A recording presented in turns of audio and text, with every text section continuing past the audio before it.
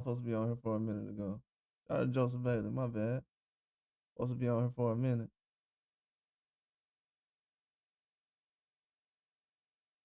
Dang, I was supposed to be on here a minute ago. But look, man, I'm just gonna get to it.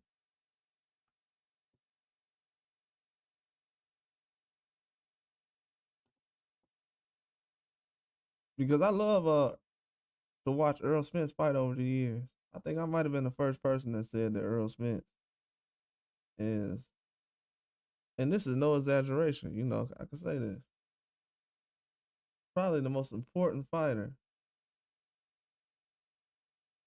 as far as American fighter in the last 10 years.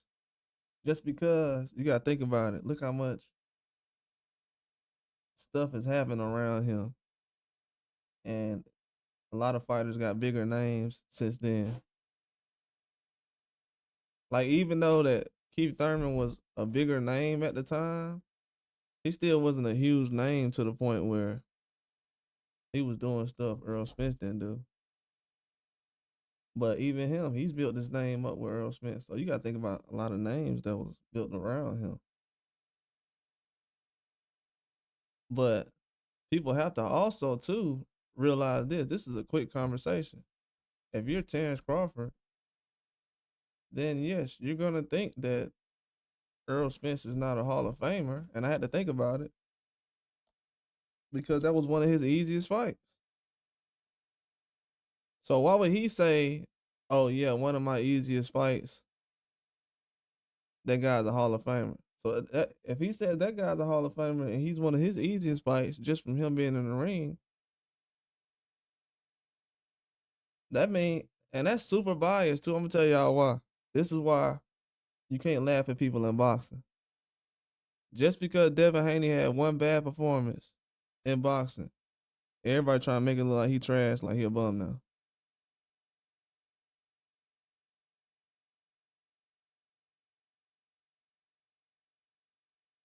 So we doing that for everybody, or we doing that for one person? That's kind of where I'm at with it. Like, let's keep it 1,000. Let's keep it 1,000. Up until the point where Wilder fought Tyson Fury, he never looked bad. But as soon as he looked bad against Fury that one time, oh yeah, he need to hang it up. So that's what I mean. Terence Crawford just basically doing what everybody else doing.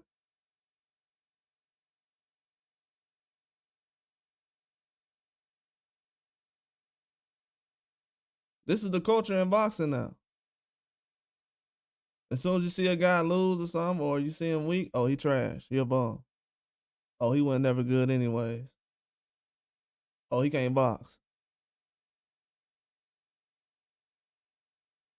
I thought that's what we was doing now. See, what's crazy is they want to be the bad guys, but they want the good guys to be the good guys.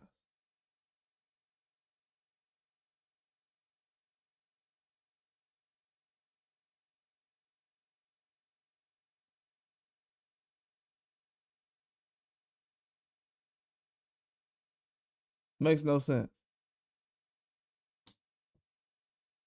This is the culture they have in boxing now. Anybody who disagree with it, I mean, they just trying to disagree, and that's cool. It is what it is. But that's the culture they have in boxing now. Before Terence Crawford fought Earl Spence, everybody said how trash Terence Crawford was. They still talking about how he ain't got a resume now. Like, the man never even fought Earl Spence. So as far as the resumes and all that stuff just personal at this point, man. It don't hold no weight no more. Those type of conversations don't hold weight in boxing no more. I mean, you can have fun when you talking about the business of boxing, but the way they talking about it now, it's over. Like, the Terence Crawford and Earl Smith situation, it kind of killed or will I say unalived um talking about business of boxing because you gotta think about it. Everybody said this man was ducking. They said this guy was ducking for years. They said that he needs to leave Bob Arum. They said that he ain't fighting nobody. He ain't got no resume. He ain't did nothing at 47. If the man ain't did nothing at 47, you think that he's a Hall of Famer?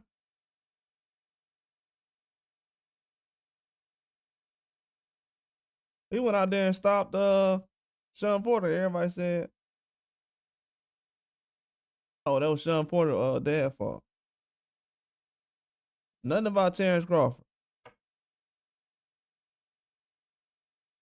I mean, people ain't really giving him credit, so I don't understand. If you never thought the guy was good at 47, he needs to fight Keith Thurman and all these other people and this person. Like from day one, everybody knew. And this is the crazy part. With certain boxers, from day one, everybody know he the guy.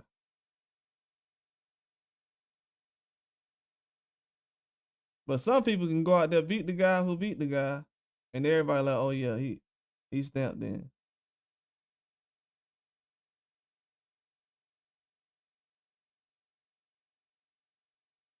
I'm starting to see now they got boxers with one or two good names on their resume. No knockouts, just go to distance with one or two good names, get a decision. Now everybody talking about they pound for pound. But when it come to Crawford, oh, he got to go to this division and this guy. Most of these guys that the people celebrate, they in one division their whole career. I don't know if everybody know it or not, but guys ain't been jumping divisions like that. That just started happening recently again. These boxing fans done got spoiled already. They think we got other boxers in boxing that been jumping weight classes like Terence Crawford and uh yeah, Canelo's done it. Yeah, but Canelo's naturally already a bigger guy. Canelo's not a smaller guy going up. He was already bigger than most of the guys he was fighting already.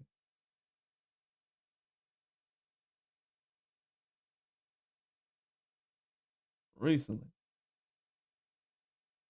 And it went the same way it goes in history with most boxers that test themselves. They end up losing.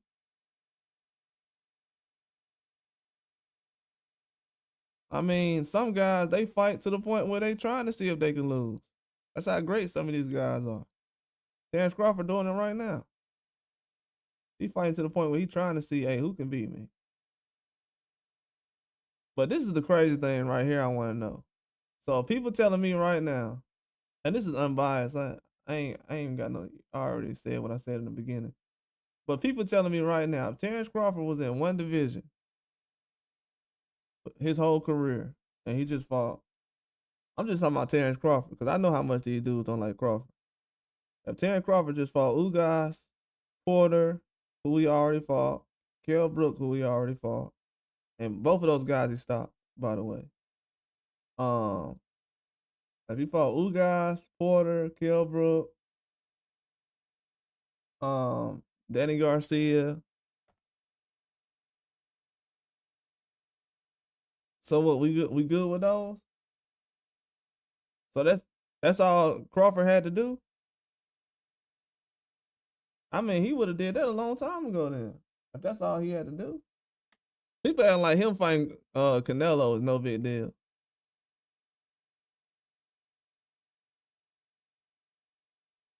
That's the first thing. We talking about him now doing something that everybody said he wouldn't do. Or be able to do. Or couldn't do.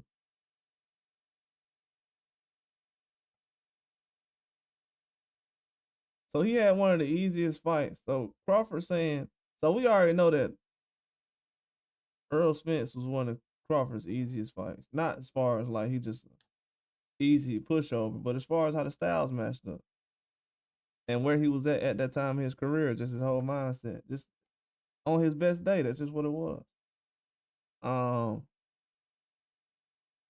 so people look at that whole situation and feel like he gonna say that what he fought a Hall of Famer that night. He ain't gonna feel like that. It wasn't one of his toughest fights. So that just makes sense. But like my thing is, who does Terence Crawford got to beat for people to be like he got a resume or something, or that he a good fighter, or that he's a all time great? Because this era of boxing that's passing through, and I'm not trying to talk down on any fighters, but I mean, people just now starting to really get a glimpse of other fighters that they haven't really looked at. Lamont Roach, like, so do people really know who's capable of what? Not really, from what I'm seeing.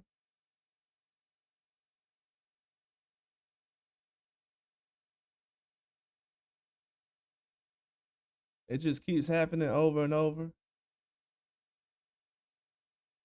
And it's usually the guys from, you know, same areas. But,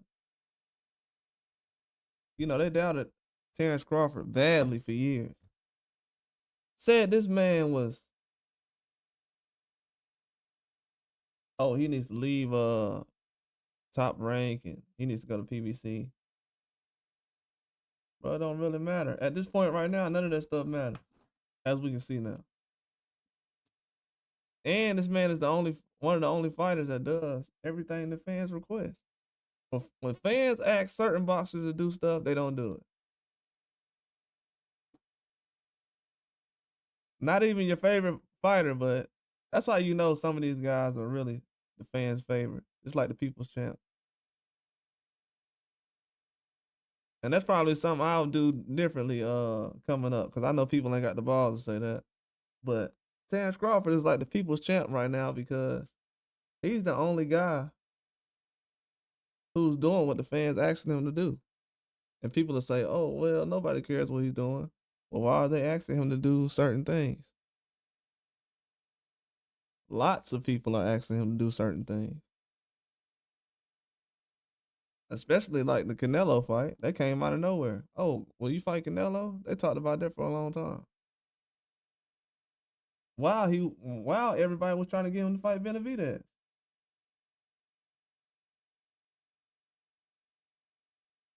And was ready to settle for Jake Paul.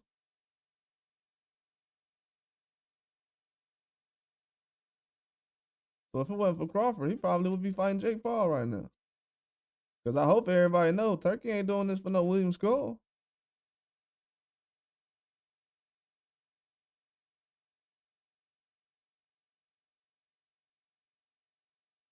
So yeah, everybody was about to be okay with Jake Paul. So let's not act like we got some diehards out here who just really ride for the cause. What I'm starting to realize is people got energy for stuff that don't help boxing. When it's time to tear down boxing and make it worse, yeah, people got energy for that. And going against Crawford his whole career has tore down boxing. I don't care what anybody says. When you go against one of the best fighters in the world for a decade, that tears down boxing. Then you got people like Usyk coming out saying, "Oh yeah, he the best." Anyway, oh yeah, he the best. Every pound for pound fighter respects Crawford more than the country that he's actually in. And people out here talking about is Earl Spence Hall of Fame, bruh. How is Earl Spence gonna get respect out here when y'all telling everybody that Crawford's trash? So if you just told the whole world for 5 years that the guy that Earl Spence just lost to is trash, how is he gonna get in the Hall of Fame? Even if Crawford said, "Yeah, he Hall of Famer,"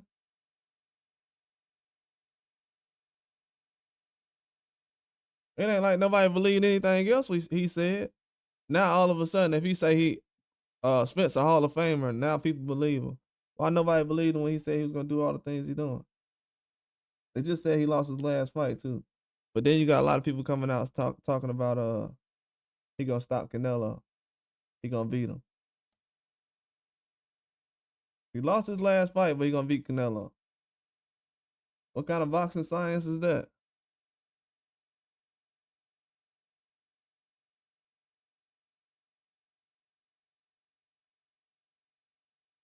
Yeah, it's crazy what's going on right now. Crazy. But people trying to act like that's why I noticed recently. I ain't been saying nothing, but I'm gonna speak on it a lot more. People still hating on Terrence Crawford. It's disgusting too. To be real with you, it's real bad. The reason why is because the same country that Terrence Crawford come from, he getting dudes that ain't really did nothing he done did at all. None of these dudes done did what Terrence Crawford done did from America. None of them. None of these dudes have done what Terrence Crawford done from in America. None of them. Any boxer you can name. None of them.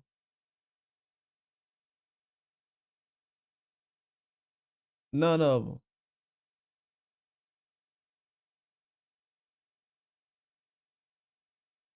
None of them.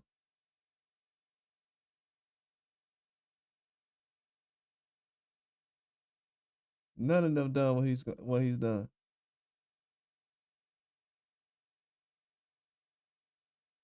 That man made undisputed normal in boxing.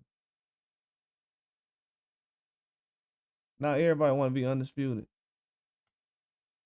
but a lot of people cutting corners to get undisputed. As soon as Terrence Crawford was thinking about undisputed at 54, you see how they start breaking out all the fighters at 54? Oh yeah, we're gonna make him go through all these people. When everybody else was at 54, they ain't have none of these fighters ready to go. Ain't nobody know who a Baccarat was. As soon as Terrence Crawford get to 54, they got dudes 6'6" guys coming out of nowhere. Okay, let's see what time it is. Now Fedor ready.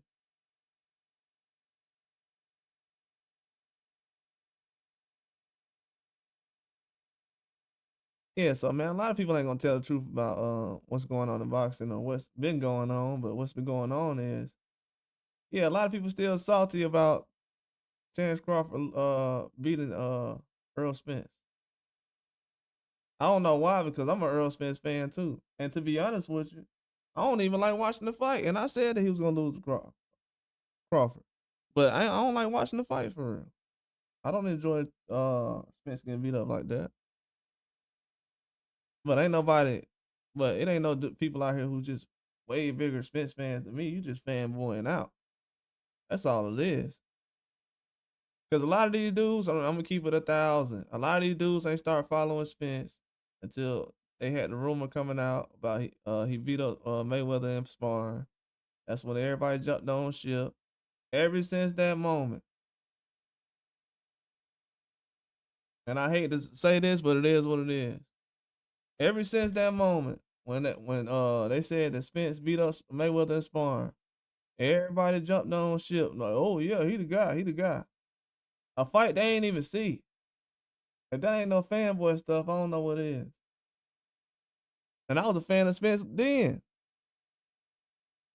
but I seen everybody. I'm like out of nowhere, just like I'm like, okay, yeah. Then I heard how they saying Terrence Crawford's trash. I'm like, bruh.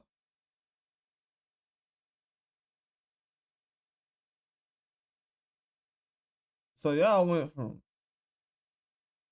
saying this man sparred Mayweather to now that you saying Terrence Crawford trash? He ain't fought nobody. Spent the whole decade talking about this man ain't fought nobody. Man, ain't nobody trying to hear about that no more, man. Y'all be getting away with this for too long. And I might have to come back again later on and say something about it. Again. I'm gonna be back later on. And I'm gonna double back again tomorrow but with somebody else. This might be a thing for a little while. Because from what I seen in boxing, people just talk about the same people every day. So it ain't really no. I mean, I can do it for a couple of weeks. Trust me. You wouldn't even notice the difference.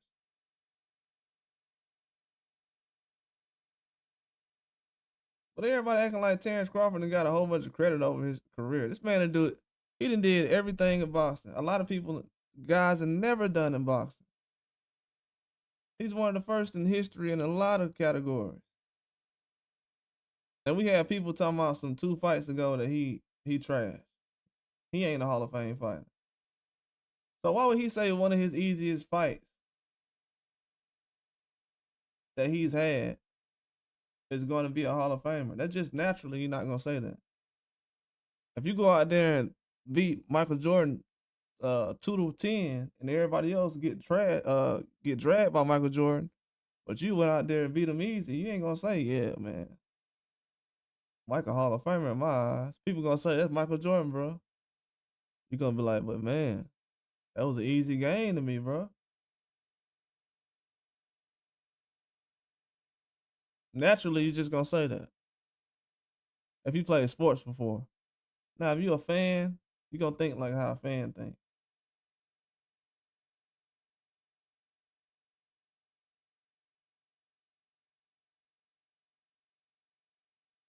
But as far as experts and people who actually know what they're talking about, yeah, definitely know what he's talking about. I had to sit back for a while, think about it, but yeah, I definitely understand.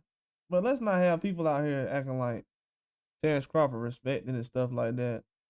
People gave this man criticism for trying to fight Canelo. Every other fighter. So I know ever since then that it's been weird energy around it, around Terence Crawford. It's real weird. And to be honest with you, it's embarrassing, man. And a lot of people don't. A lot of people always go put extra on it when they saying something about Earl Spence and him losing to Terence Crawford. The only reason they do that is because guys be doing extra stuff like this. Now, when people bring up other fighters that lost to somebody and have valid points, everybody like, oh man, y'all guys just sad and crying. You don't want to get over stuff. Look what they doing with the Ryan Garcia situation right now with Devin Haney. Now we got all kind of reasons we can bring up. It ain't our fault the dudes got issues with tests. Now you can bring up all these issues and everything else. People sit up here and complain.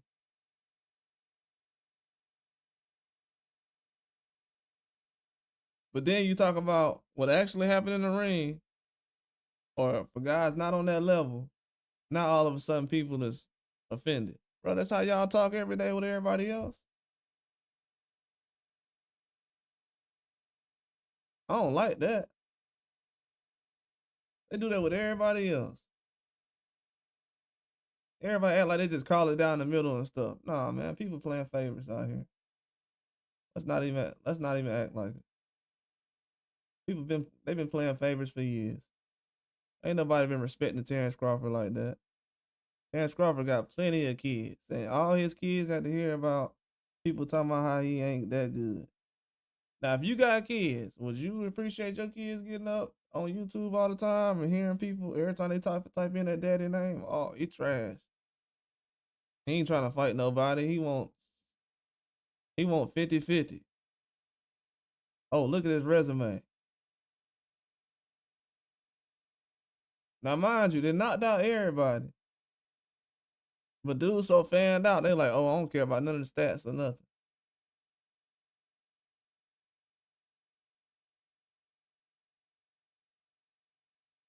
Crazy, man. Now you got people out here talking about, yeah, I think Crawford, he'll beat Canelo. Yeah, because you actually just now start paying attention to the fight. So this man, you been yelling at me the whole time. And then dudes be like, but that was my opinion.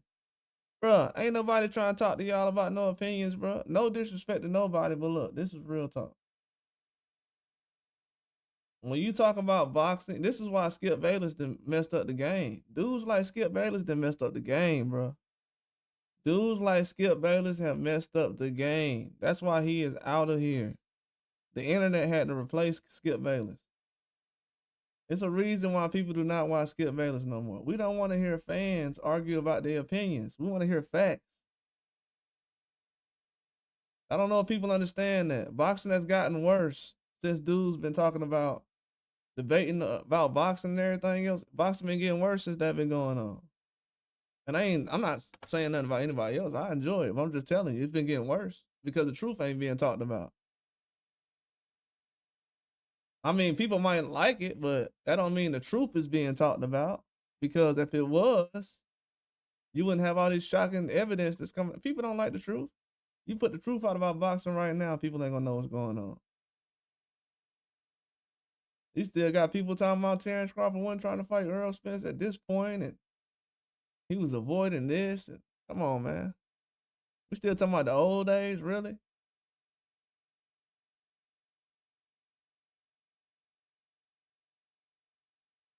They act like somebody got cheated. Then we talking about when somebody actually got cheated. Oh, we ain't trying to hear about that. He need to get his lick back. Yeah, I noticed a few things lately. I noticed some things lately. I noticed some things lately. And I'm gonna speak on it too. And I know I'm gonna be the only one, because everybody don't really, you know. I'm gonna speak on some things coming up though. I'm starting to notice these big fan bases, they do a lot of capping for a lot of people. I don't like I don't like the capping. Oh, what's up, Joseph? Shout out to my dog Joseph Bailey. My dog, my bad dog. I was on here earlier. Appreciate you for coming back through, dog. Yeah, they do a lot of capping, bro. Cause I had to sit back recently and I had to say, man, Terence Crawford one of the best. I'm a fan of Terence Crawford. Been following him for a long time. I ain't trying to compete with nobody saying who been following him longer or whatever. I'm just saying, been following him a long time. I had to sit back recently and say, dang, he one of the best ever. Like if he beat Canelo. What's up, Pancho Villa? What's up, Pancho? What's going on? I said he might be one of the best ever. And I don't think people giving Canelo enough credit too either, because this kind of shows what I was saying last year. I'm gonna just say this real quick, then I'll move on. But I had said last year, I think it was around the time Canelo was fighting Berlanga. I think it was Berlanga fight. But Canelo had came out and he was like, yeah, I don't be picking my fights like that. Canelo was like, yeah, I don't pick my fight. He was like, they pick the fights for me. I don't pick my fight. And people was like, oh, Canelo just saying that he lying. I was like, bro, he's not lying. I'm pretty sure. People think I don't like Canelo. But I was like, I'm pretty sure if he's saying that, bro, he don't pick his own fight. And one thing people overlooked recently, when Canelo signed that Jake Paul fight, Eddie Reynoso was already saying, oh, I like that Jake Paul fight. I'm like, what? This dude finna sign the Jake Paul fight? I'm like, oh, it's a wrap. And that's when Turkey made that phone to Canelo, that phone call to Canelo and saying, hey, if we don't make this happen right now, I'm moving on for good. And that's what Canelo was like, oh, okay, I'm gonna handle this now. That's when Canelo stepped up. He put the tweet out himself, the Turkey Al-Rashid, like, let's go, brother. He put that tweet out. Canelo never puts a tweet out for when he's announcing the fight or whatever. The same night he signs the contract, that's insane. So he knew Turkey wasn't playing. But I don't think Canelo gets credit for doing that. Of course, I want Canelo to fight Benavidez. I want him to fight Andre in the past. But I mean, he's fighting Crawford now. It's more than what other guys have done. He's not talking about size of the street or whatever. No offense, I'm not taking no shots. I'm just being real. I'm just being real. Right now, I might talk trash about Canelo in the future, but right now, in the time period that Canelo was in, he's fighting some decent names. I mean, they're not just 168, but he's putting some names together better than what other guys are doing. And he's fighting Crawford too with no issues. I just wanted Charlo to fight Crawford a couple of years ago. Everybody made a big deal about that, how he's too small for 54 and he's not good enough. Do we realize? I know it's been a long time since he fought Earl Spence, but it was just 2 years ago that people were saying Charlo was too big for Crawford. He said he should. Pancho said he should retire if he ends up fighting Jake. He said he will fight Jake when he's older, when he's done fighting the real fights. So I say in like 2 or 3 fights, he probably gonna fight Jake Paul. Probably the end of next year. Yeah, it might be in Cowboy Stadium or something end of next year. Because Canelo's about to be 35. By the time Oscar De La Hoya was 35, he was done. He fought Manny Pacquiao. He was out of the game. So Canelo's going to be 35 when he fight Crawford. I don't want to say it, but it's a good possibility Canelo could hop in the ring and just be one of those slow nights where it's like, man, he ain't the same. You know, it happened to Triple G. Once Triple G started slowing down, the fans knew it. People weren't tuning in no more. Like the fans not gonna lie, they know when a guy's done. When they seen Triple G fight Murata, then he fought Canelo, they knew he was done. Nobody came out and said it, but that's why I said these fans be playing around, but they know when the guy's done. That's why they need to be real with themselves in certain situations. But y'all notice that you notice that nobody really came out and said Triple G was done, but they knew he was done. Nobody said one more fight or nothing. He said, "Fam, when Canelo fought Bivol, some called it a cherry pick that didn't age out that great, fam. Canelo got to run that fade against Bivol and Benavidez." Yeah, yeah, I know what you mean. And when the Zone was promoting Bivol too, they was making him seem like he was a side show or something. When I first seen him on there, but yeah, it was definitely looked at as a cherry pick. It was. A lot of people overlooked that. A lot of people. A lot of people overlooked that one. But I think Canelo still put some decent names together. But from what I've seen, it looks like it's more promoters who's behind his resume. Because if you look at Canelo's resume, like the before Caleb Plant, a lot of those guys were people that Eddie Hearn was doing business with around the area, and after John Ryder, a lot of different names, Cullum Smith. So yeah, his resume was definitely falling off because of that. But getting back to the Crawford thing, I wanted to say, because as I'm saying now, I can separate the two. I don't gotta dislike a guy, or I can like a guy and still criticize him. But with Earl Spence, a lot of people are saying he's a Hall of Famer. I don't know. Truthfully, I'm sitting here right now. I'm just saying this out loud. I don't know if Terence Crawford had a resume that Earl Spence has. I don't know if people would say that he's a Hall of Famer. I'm gonna tell you why. Now, Terence Crawford went out there and fought Gamboa, right? Now, I told people before the Lamont Roach fight, I said Gamboa is one of Tank's toughest fights. He fought that fight injured. The reason he only got stopped in that fight because he was hurt. And we talking about a leg injury where he wasn't even supposed to be boxing for over 5, 6, 7 rounds. But Gamboa, he goes out there and performs well against Tank. And that was an older Gamboa. Gamboa fought Terence Crawford, and he got him up there easy. But people don't look at Terence Crawford's resume and say, "Oh, look what he did to Gamboa." And they don't look at Tank's resume and say, "Oh, look what Tank did to Gamboa." They don't look at Terence Crawford's resume and say, "Oh, look what he did to Kell Brook," and look what Earl Spence did to Kell Brook. Or they don't look at Canelo's resume and say, "Oh, look what he did to Amir Khan," and look what Terence Crawford does to Amir Khan. And they talking about he don't got a resume. If he don't got a resume, and I'm gonna say this right now, if Terence Crawford don't got a resume, I don't want to hear about Kell Brook ever again on Earl Spence's resume. Since he's not a big name for Terence Crawford's resume, then he's not a big name then. He said Crawford doesn't smoke or drink. He's a real disciplined fighter. Some Canelo knows nothing about. Yeah, exactly. Canelo got to step up, man. Canelo, he don't want to fight them Mexican fighters like Pacheco and Benavidez. So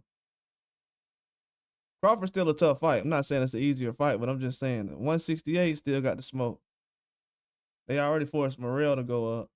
After they forced Morrell to go up to 75, he had to fight Crawford.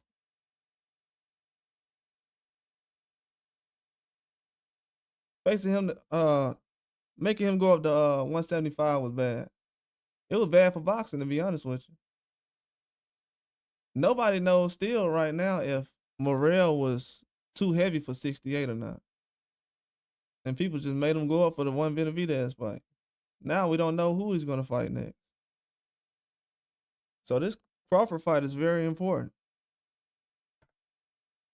You know, if Canelo loses this fight, does he fight more big names? Does he slow down and try to hang it up sooner than later? Or does he win and fight bigger names? Who knows? I'm just hoping for the best situation. Whatever help boxing.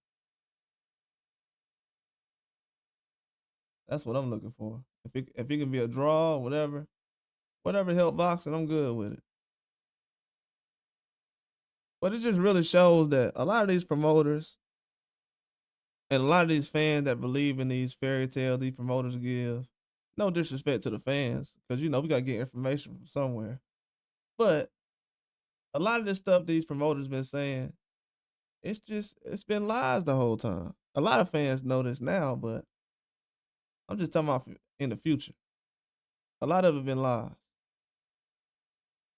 A lot of it. Like you see how easy some of these fights are getting made now. Like, bro, you ain't got to do all that to build a. I feel like they could have built these platforms up a lot easier without trashing fighters like Terence Crawford. Now, I'm gonna tell y'all this right now, and I thought about it. How did this era of boxing actually get better by trashing a guy like Terence Crawford? I'm not saying that if you thought he'll lose to Earl Spence or something. I'm talking about people saying that he's actually not a good fighter. Um, him being pound for pound number one, and people saying that he might not be able to make it at 47. Now you have young guys that's at 135.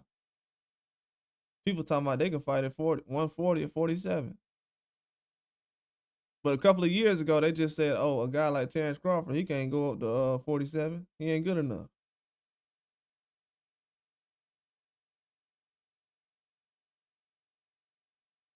It's like the labels they put on him is still sticking with him. That's the bad part about it. Like the labels they put on Terence Crawford is still sticking with him. This bothers me. Telling you that now. It's a lot of fighters I like more than other fighters, but this bothers me to the point where um I feel like in the future people are gonna try to force certain people to pick favorites when it comes to fighters. Because this ain't is it a boxing page or a fan page? I don't want to be a fan page. It's a lot of fan pages in boxing, but I ain't trying to be a fan page though. I'm trying to be like a boxing page. Cause I still give guys like Earl Spence credit, but you can't tell a guy that his easiest fight or one of his easiest fights he feels like it's one of his easiest fights or easier fights he's had that it's a Hall of Famer. He's not gonna say that. I mean, if you really know, you can't make anybody say that. If you go out there and just beat somebody easy in Call of Duty or Madden or 2K, you're not finna say that he's one of the best people that you played in Madden or Call of Duty. Unless you like him, and that's gonna be an issue. Because then that's not what we're talking about.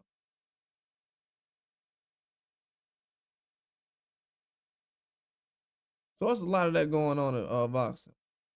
It's a lot of people that's trying to use, well, I like this fighter and this person. That's not that's not boxing though. That's just you being a fan of a fighter. I mean, bro, to be honest with you, you ain't gotta sit up here and say Terence Crawford resume is this or this or that. If your favorite fighter done fought the man already. I mean, you're actually diminishing your own fighter when you say something like that.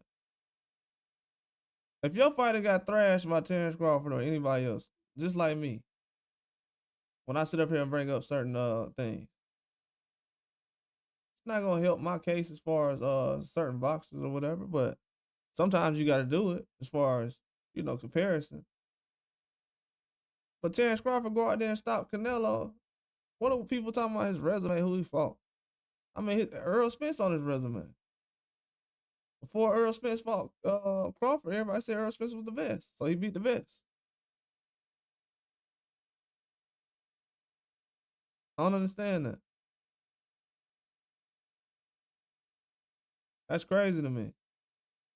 But I'm gonna tell you right now, if Terence Crawford beats Canelo, a lot of people gonna stop watching boxing. I'm gonna tell you that right now. Terence Crawford beat Canelo, a lot of dudes gonna stop watching boxing. Tell you that right now. He gonna have to get the knockout. Not saying they gonna rob him, but he gonna have to make it look spectacular. A lot of people gonna stop watching boxing. He go out there and beat Canelo. If he stop him, it's over with.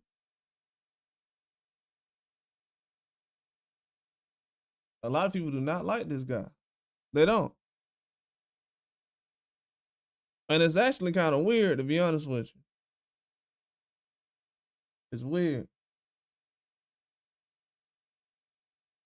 Very weird.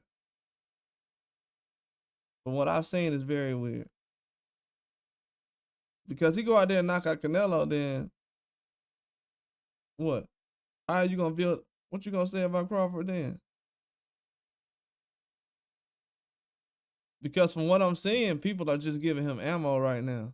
It's the wrong thing to do. It's just the wrong thing to do. If you know anything about Terence Crawford, it's the wrong thing to do. You just motivated him right now to go out there and get a knockout.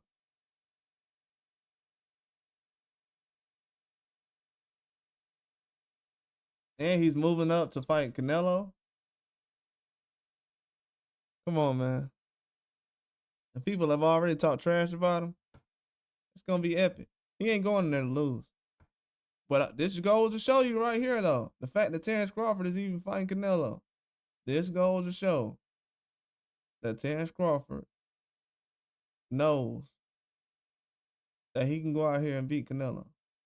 And the fact that Canelo is fighting Terence Crawford lets you know that Canelo will fight anybody. He'll make it happen. I've said that before. That's why I've sat on here in the microphone and asked Canelo to fight guys like Crawford and Benavidez. That's why I've asked him to fight guys like Andre. Canelo ain't start thinking about Terence Crawford fight till people start asking him. These reporters are so scared to ask guys about fights that after about the 5th time they asked Canelo about Crawford, you know, then he started thinking about it, taking it serious. He's like, man, that's a big fight. People keep asking me about it. We tried to do that with Benavidez, but you know, a lot of people biased about it. I don't know what it is about Benavidez. You know, he be getting a lot of hate. He got a lot of fans too. Absolutely. A lot of people who appreciate what Benavidez do, but I don't know. It's that thing, man. That's why I'm saying. A lot of it, I'm gonna tell y'all the truth. He said, appreciate that, Jay Grizzly. What's going on, dog? Ooh, 5K? I ain't gonna lie to you, boy. I might be right behind you. 5K? I might have to do it. Might have to do it. Jay Grizzly speaking some fact. 5K, I might have to do it. I might have to do the 5K, dog. And bro, when I tell you I got love for Spence, I got love for Spence. I think Spence a beast, but come on, man. I don't know how these other guys are gonna look when they get in the ring with certain people. I gotta see first.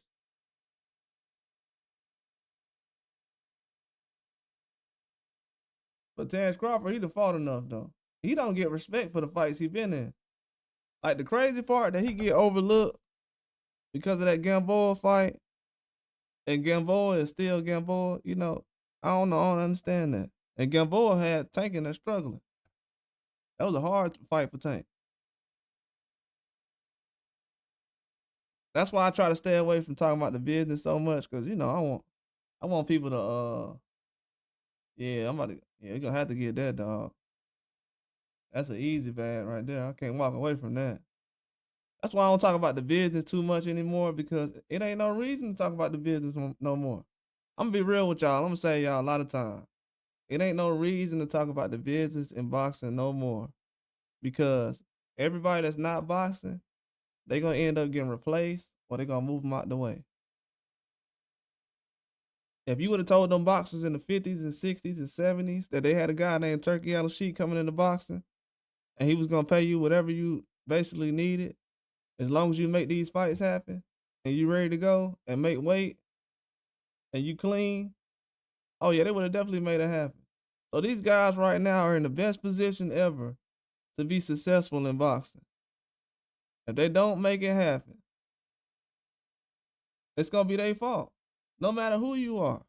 You could be everybody under 40 years old should be trying to make a move right now in boxing. Everybody. I mean, if you look at Turkey out of sheet cards, he putting everybody on there. Big name, small name. It don't really matter. He gonna put everybody on the card. And you can work your way on the card by fighting other people outside the Riyadh season. But people lied about Terence Crawford not trying to fight on other platforms. Terence Crawford gonna be one of the only fighters by the time he retires that's gonna fight on every platform: Netflix, BLK Prime, ESPN, PBC, the Zone. You know what I'm saying? So he gonna be the only fighter that's fought on every platform. And this is a fighter they told y'all that, oh, he don't want to fight on PBC. He don't want to cross the street. Oh, he need to leave Bob Arum. Bro, he the only one that's crossing the street. And as you realize recently with Keyshawn Davis, he don't got that problem because it never was a problem. Shakur Stevenson left, and guess what? He still ain't got the fight. So that shows you the good side about leaving too early. Well, not to say too early because he getting paid a bag, but that shows you the good side about leaving with Terence Crawford. Then it's the bad side with Shakur Stevenson. You leave and you still don't get the fight. Then it shows you the good side about staying. You stay like Keyshawn Davis and you get a fight with Baranchik and possibly De Los Santos. Big names like that. But what's crazy is people will use one name against you like Earl Spence and they try to use it against Terence Crawford. Oh, he ducking everybody. He ain't ready for 147. How he ain't ready for 147? Like, people ain't do their research. What's crazy is people ain't do their research. So all these guys already knew who Terence Crawford was. So they was basically just capping the whole time. If you really look back at what everybody said about Terence Crawford, they was capping. Keith Thurman was capping. Mikey Garcia, all those guys. They were just promoting. You know, they was doing the promotion thing. People take that and they just run with it like it's super serious. And now they try to make it a part of history. Like, yeah, he was ducking this person. Bro, he fought everybody. He fought everybody who's supposed to. Even if he didn't. Let's just say Terence Crawford ain't fought nobody. He fought Earl Spence, and he about to fight Canelo. That's the only fight people asked him to fight was Earl Spence, right? Then they said, oh, well, he need to fight Boots. I mean, ain't nobody else fought Boots. So everybody got to be ducking then. I mean, ain't nobody else fought Boots. Nobody. They want Terence Crawford to do everybody dirty work for some reason. Like, this man gonna turn down a Canelo fight.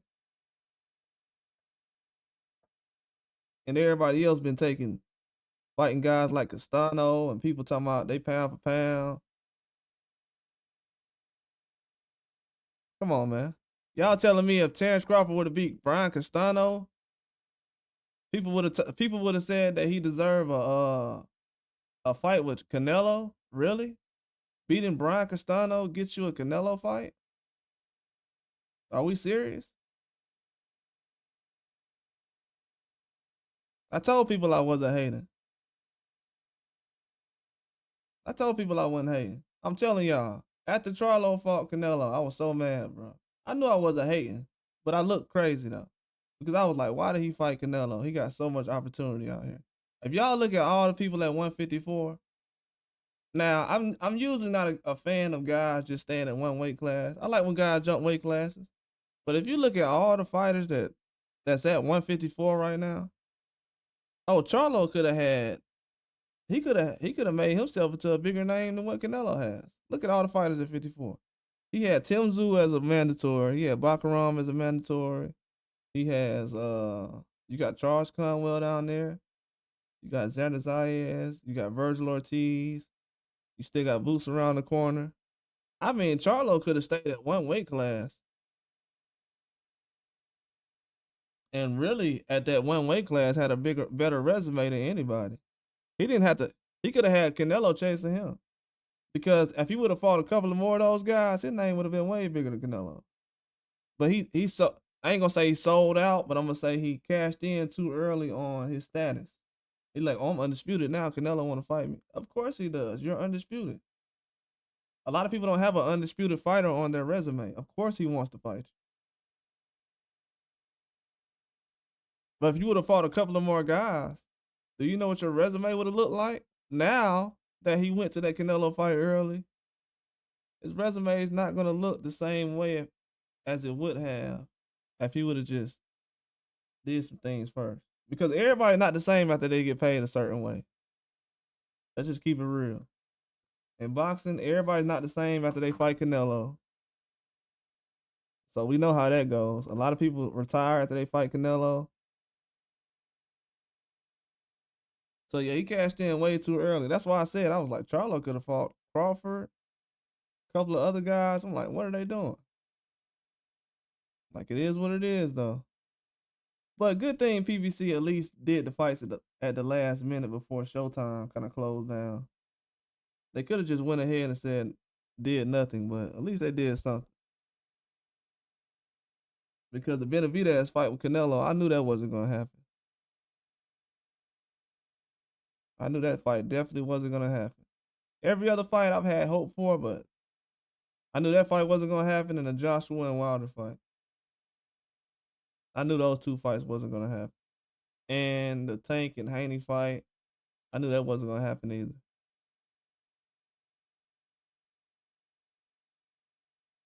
But yeah, man, I'm just stuck sitting here today. I'm like, what does Terence Crawford got to do for him to get respect in the sport of boxing? Because I've seen that everybody respects him outside the U.S. You know, everybody's favorite fighter. You know, he's everybody's favorite fighter basically. Usyk, Bivol, in a way, all these guys they see the skills, but for some reason over here it's a popularity issue going on. At this point right now, if Muhammad Ali would have been boxing today, people would have said he talked too much and he be running. I don't understand. I don't think people understand how I'm really looking at things right now. I'm telling y'all right now, Muhammad Ali was boxing today. People will say that he runs too much, he a runner, and he talk too much.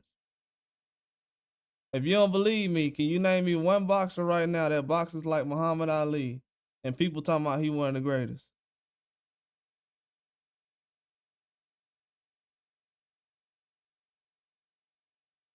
So I'm telling y'all right now, when I put fans in my title, I'm talking about these people who would literally say that Muhammad Ali, if he was boxing right now, in his prime, they would say he's a runner and he talks too much. Why is he talking? But he needs to call out this guy. Why he ain't call out this person? Oh, but he talks too much. But he's fighting everybody. If you look at Muhammad Ali's resume, he was doing more talking in the ring than he did was outside the ring.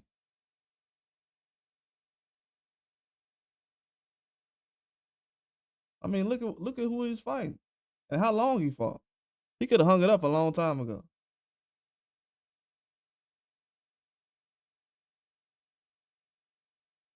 So people don't really understand what boxing era we grew up on, as far as you know how it is now.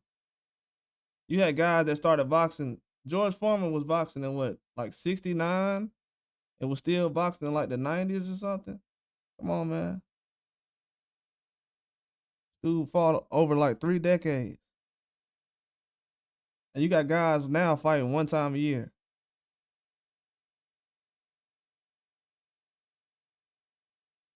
Like, man, come on, man.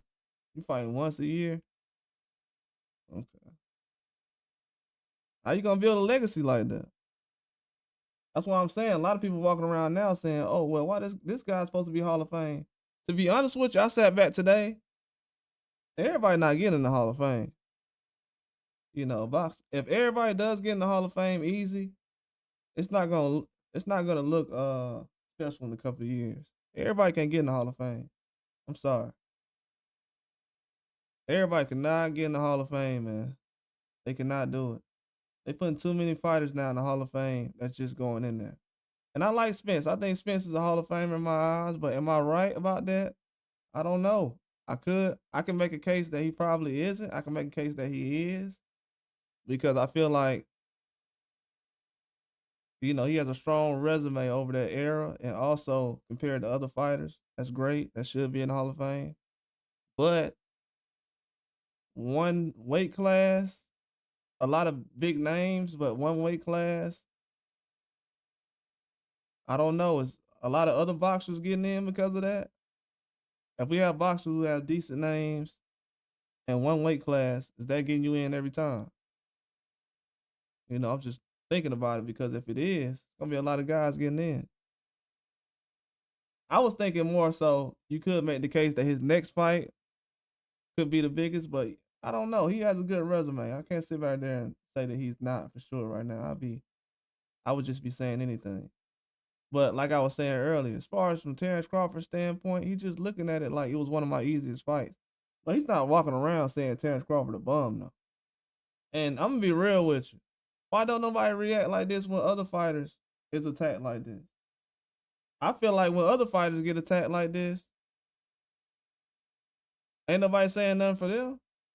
Especially when it comes to Terence Crawford. But you can make a case for other fighters though. You can say other fighters is Hall of Fame right now. Benavidez is not fighting guys in his era. The first person he fought in his era was what? Dave Morrell. He's been fighting nothing but guys older than him since he's been 15, 16, 17. That's Hall of Fame type of stuff right there.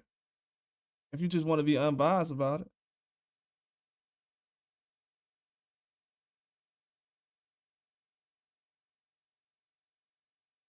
You got guys like Keyshawn that been in the Olympics, silver medal.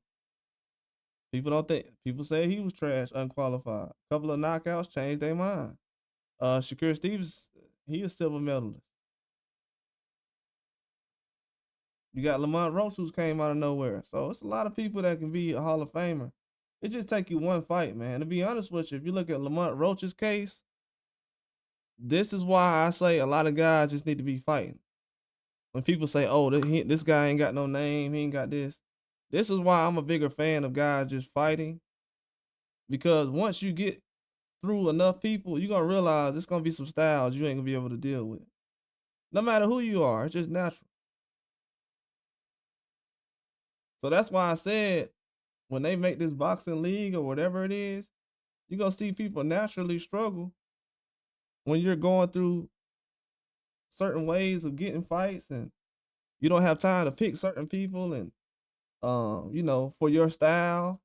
Guys say, "Oh, I don't like this style. This guy likes to run."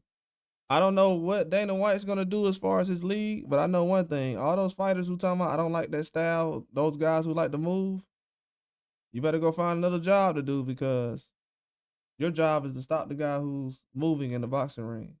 So if you can't do that, you're not gonna be able to box. So all those guys who say that, and you notice lately the guys who've been saying that been struggling.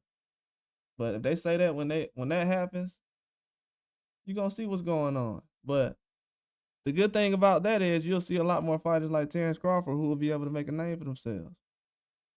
Because he almost didn't get in the mix as far as boxing in this era. It's a lot of people that didn't want him to have a career at 47. They thought him at 140 fighting Josh Taylor, that was a career he should have.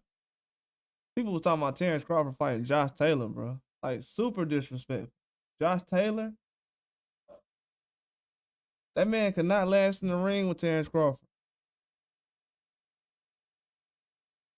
That's disrespectful to Earl Spence for people to say that Josh Taylor will last in the ring with Terence Crawford. He would have destroyed that guy.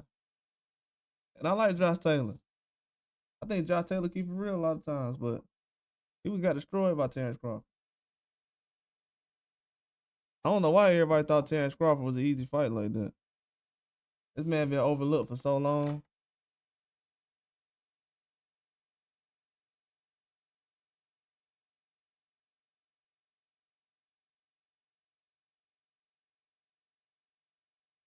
Yeah, Terence Crawford, but he's doing a good thing in boxing right now though, because a lot of fighters would not even do what he's doing. What people got to realize is what Terence Crawford is doing right now is what we asked Triple G to do. What Terence Crawford is doing right now is, and this is why I'm very disappointed because I'm okay with dudes being fans of other boxers. Like I said, I'm fans of other boxers too. I'm a fan of Earl Spence as well. But how y'all was okay with Terence Crawford, with Earl Spence fighting Canelo, but not Terence Crawford? Come on, man.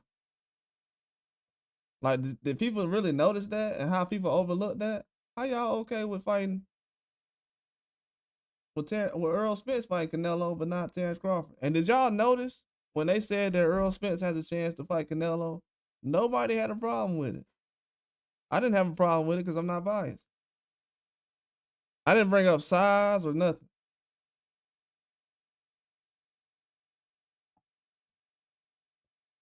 I was like, oh, that's cool. I think Canelo would do that. I didn't say, oh, Canelo's a duck. He'll never fight Spence, or Spence is too small and he ain't got the skills. That's something that a lot of people don't talk about. I'm giving y'all some good information up right now, so you ain't gotta argue with people too much.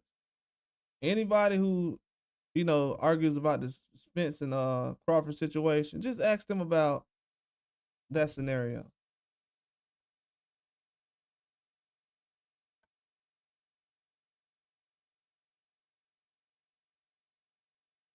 But boxing is in a good spot though. I think that a lot of guys are, like I said, Spence and Crawford fighting each other really help boxing help normalize these big fights again. Ryan Garcia, Tank, Haney, Loma, Fury, Wilder, Usyk, Joshua. Yeah, a lot of these fights have, but when you look at certain things in boxing, it's just changing, man. Changing for the good too. We can't have too many fighters. People got to realize a lot of boxers almost did not become big stars like they are now.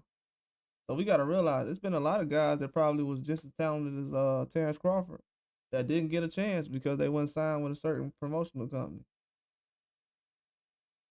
And I know this from personally, but it's easier to get, like, if you got the talent to be a UFC star and you know you're the best, it's easier to become a star in UFC than it is in boxing. In boxing, it's hard. You got to sign with a certain promotional company, a certain promoter. Then you already got to have a certain amount of fights. You got to do that. In UFC, you could just get in the mix. You still got to make it to the UFC, but I've seen people make it. I know people personally that made it to the UFC. Absolutely. So you could definitely have the opportunity. So once boxing gets back to that way, that's the best part about boxing. That's why you got to realize the biggest fight people want to see right now is basically Tank Davis fighting Lamont Roach, who he already fought.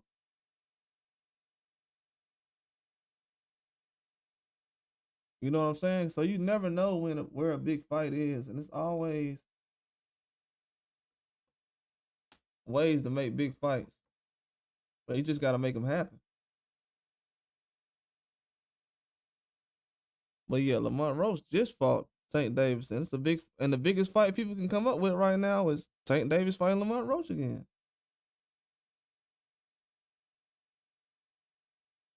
That's why it's always good to just have these fights happen.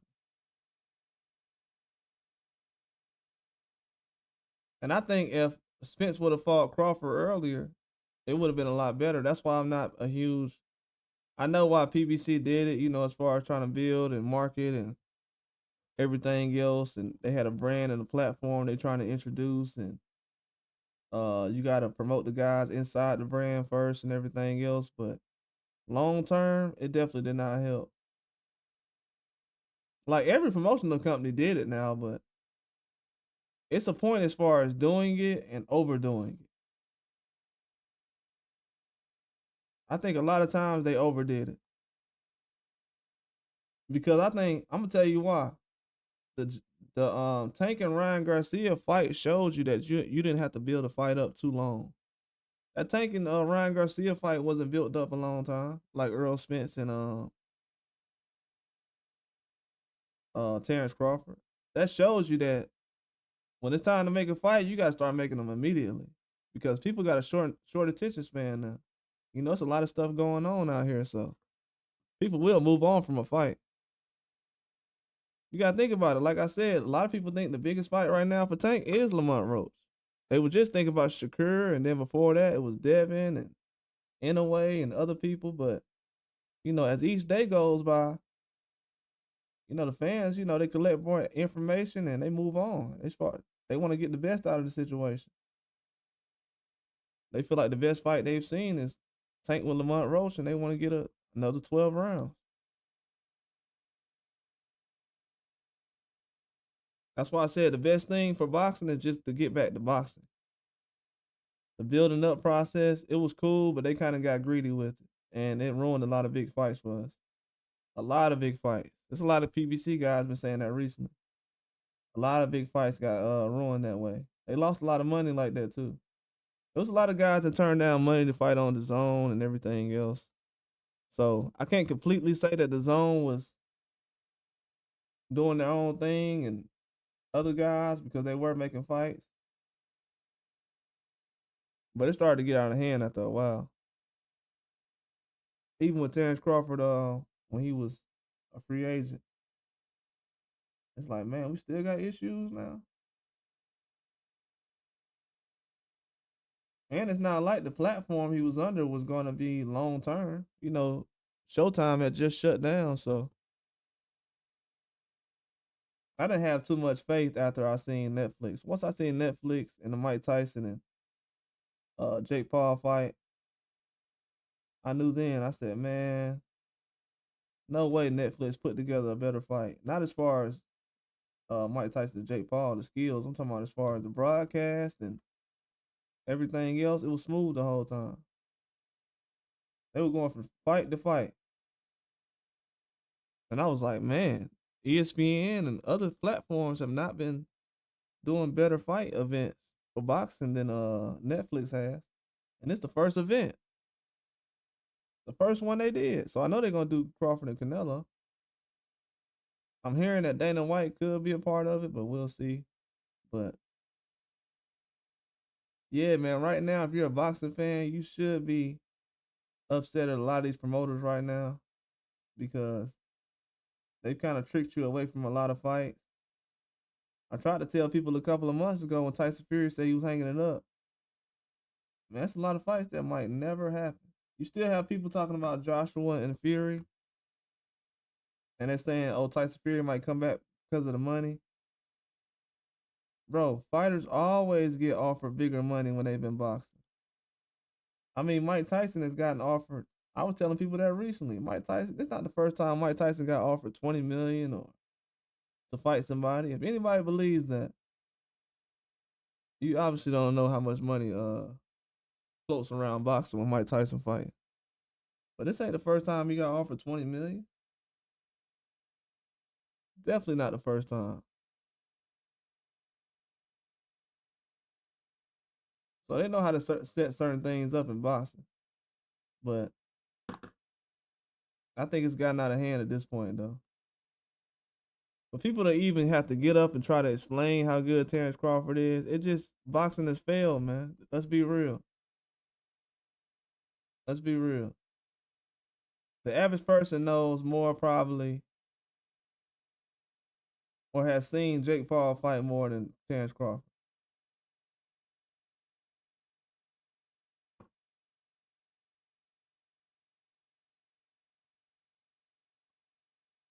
So That's an issue right there. Boxing not really promoting the stars like that. We have to realize that they're not really promoting stars. They're picking one or two guys. They're settling for 500,000 pay-per-views, and they're like, okay, that's it. That's all we're gonna promote. And that's gotten boxing into the point we at right now. That's why boxing is moving along and it's changing. I know a lot of people right now do not know how much boxing is going to change. They do not know. They don't understand. I think the Dana White thing caught people off guard a lot. But boxing is changing a lot. Promoters have been getting away with a lot of things, man. In-house fights, the robberies, judging. People are ready to get rid of everything. The judging, the refereeing, all of that stuff is going to go away. It really is. They're gonna start running things like bare knuckle boxing.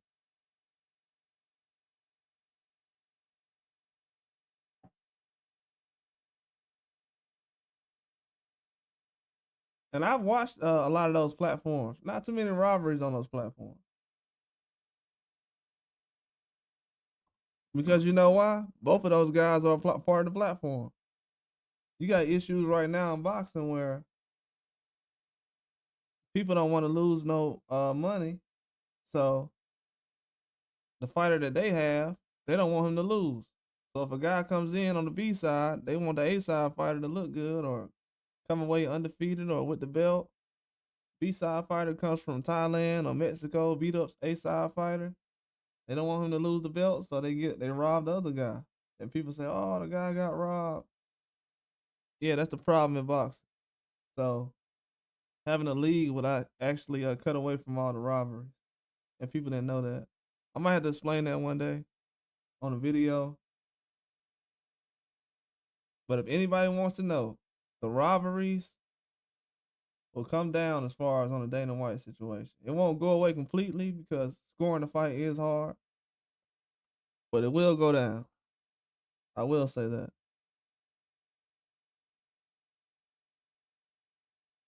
That's the problem that's going on with boxing right now. That's why they're trying to tear the system down because there's too many people try to cater to a guy for a belt. Look at the mandatories right now. You got guys got to go to other divisions to get a title fight. Imagine a guy in UFC or something having to go to a different division because somebody feels like he's too big. That never happened.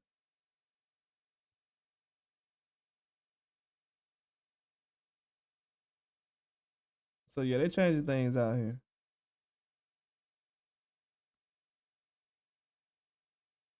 But I just wanted to get some things out as far as with the Terence Crawford thing because I think people are looking at it from both sides, with a lot of sense. But like I said though, a lot of people still haven't given Terence Crawford his respect. Dude's a very good fighter. And he's people not acting like he's one fight away from being Canelo. I think that's the biggest thing that's very odd to me right now. Like he's this close to basically being able to beat Canelo, and people aren't really paying attention to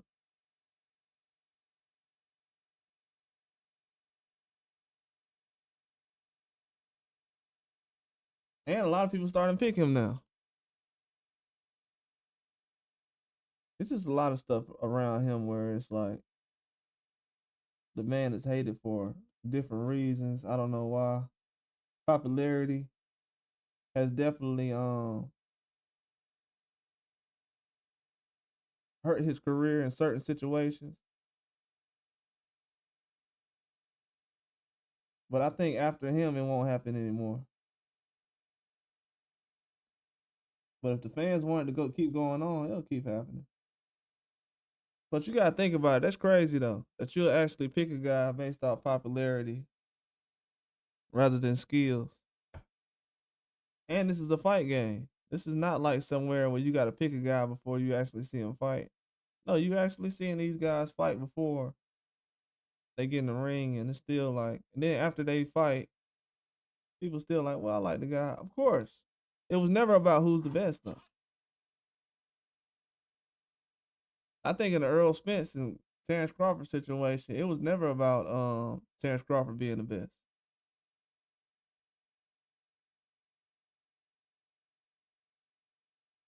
I think it's always been about what people have always went to when it was time to make the contract. You don't sell this much, and you're not fighting the guys with a big name. Basically, the guys who fight on TV. That was the two things people had issues with. Terence Crawford not fighting the guys on TV and pay-per-view numbers.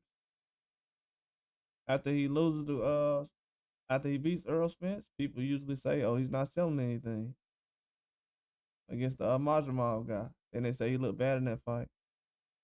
So he gets judged differently than other fighters.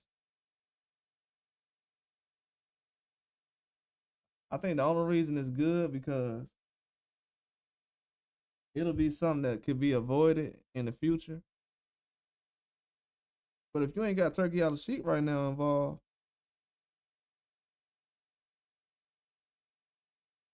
I don't know what his career will be right now.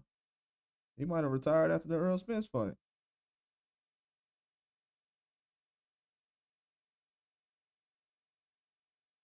I still can't believe. I know he's gonna fight Canelo, but I still can't believe he's fighting Canelo just because of everything that's been said the last couple of years. After a while, man, hearing stuff so much, you kind of start to believe it. Not as far as Terence Crawford not being a good fighter, but as far as things not gonna happen. But yeah, Turkey Sheik stepped in and he saved things. He really did. I'm telling you, man, those promoters, they've gotten so rich from boxing. These guys are not, and fans try to make it seem like these guys are broke. These guys have been doing pay per views more than WWE wrestling. These guys have been doing pay per views back to back to back. Then they started the apps.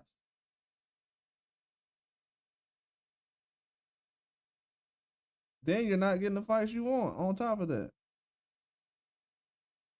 That's crazy, man. Then they try to make it seem like people don't, boxing fans don't love boxing. Man, if y'all are like me and you had the Zone app before they had big fights on there, I remember when the Zone had no boxing on there. So we had to be boxing fans for a reason to buy that stuff. But they try to make it seem like people aren't boxing fans. We are boxing fans, but we want to support real boxing.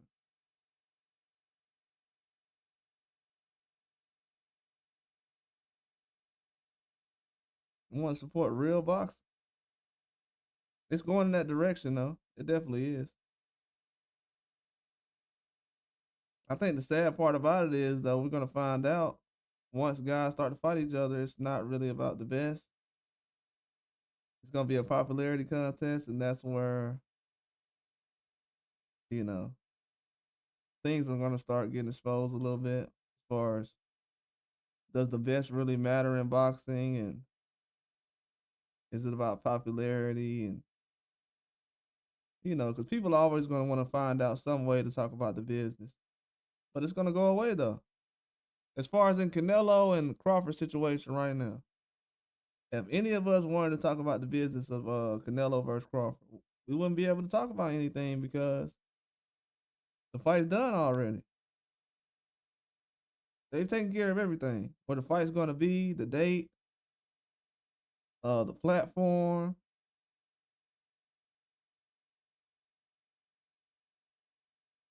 Turkey already has stuff done. And he's telling you Canelo's next two fights, which is normal in boxing because I've done the same thing with Canelo when he was fighting Berlanga and Munguia. But, he's telling you up front publicly what Canelo's next two fights are going to be. And I don't think Eddie Reynoso has helped either in the past. He's always secretive about stuff, but he's in the background helping out with certain fights. Like when he came out talking about Jake Paul, man, I don't know why you had Canelo. When even me looking at it, I'm like, bro, I don't know why Eddie Reynoso, because Canelo had to disagree with him because he didn't go along with the Jake Paul fight. I'm like, I don't know why you have Canelo fighting Jake Paul at this age right now when he could just have some tough, a little bit more tough fights. To be honest with you, if Canelo wasn't fighting Crawford, I don't think he would have had any tough fights. I think it would have probably been William Skull, and that's it.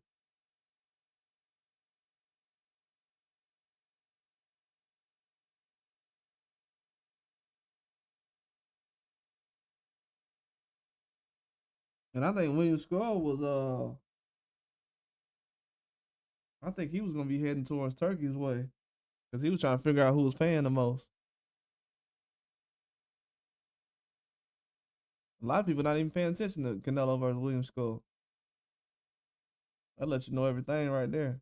But Canelo last bit a tough fight would have been William Skull. After that, he would have been fighting Jake Pauls and everything else. I know people was talking about him fighting Bivol and Benavidez at 75. He's not gonna do it. He's gonna fight Crawford. And people, I think people need to be happy with it. To be honest with you, because I don't think, like I said, I don't think he would have fought any tougher guys other than Crawford. Charlo wasn't ready. Charlo still ain't ready. Charlo's not even ready for I'm talking about Big Charlo, Jamal Charlo. He's not even ready for the Charlo. I mean for the Caleb Plant fight. How you fighting on Caleb Plant undercard, and that's the fight we want to see. The last fight he got in, he was using it kind of like get ready and get his legs back under him. Then he gets in this fight, and he has another fight. He's trying to get his legs up under him.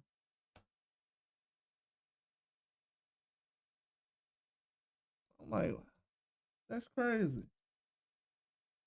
But it just goes to show you, man, what where boxing is right now. Definitely shows you where boxing is right now. And I like Charlo, but man, he's wasted some good years. I think both Charlos have wasted their best years these last. Um, I don't know, man. Like these last couple of years been bad.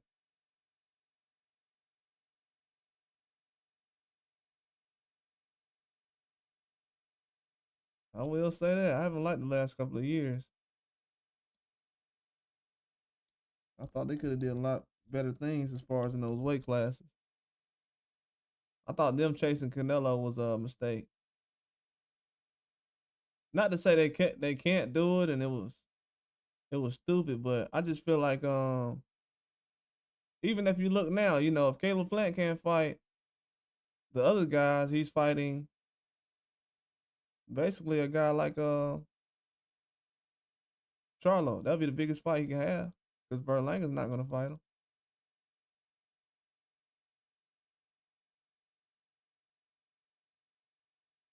So yeah, that's still a couple of things that can help boxing, but I don't know, man. We gotta see what's going on out here. I mean, boxing is really getting to a point right now where it's gonna start moving. We got boosts coming up in a couple of weeks. That's why I said once Terence Crawford fights Canelo, boxing's gonna be hitting the ground running. It's gonna hit the ground running. I don't think it's gonna be the same after that.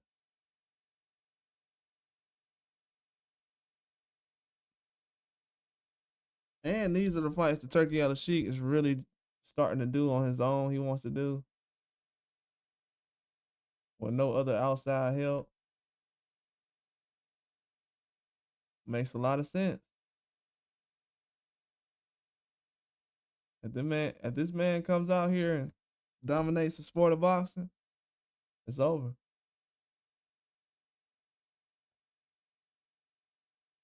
Cause man, a lot of people are mad about Dana White, but I think a lot of guys have known for a minute now.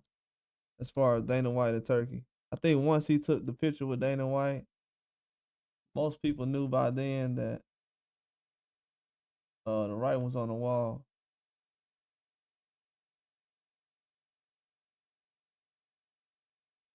I think they definitely knew by then it was over.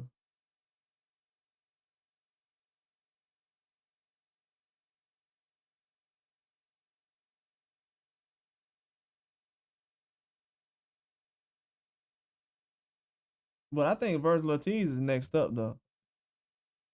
What I like from Virgil Ortiz right now, no man, moving like I like Jerron Ennis too as well. I think Jerron Ennis and Virgil Ortiz is gonna be the next big fight, like a Earl Spence versus Crawford. I think that's gonna be the next big fight. I'm actually glad that fight didn't happen yet. I know that might sound a little lame, but be real, man. I don't know if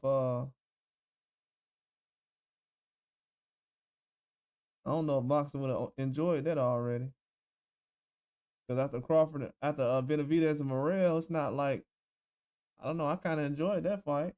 Not like people have really enjoyed that. They seen it and accepted it, but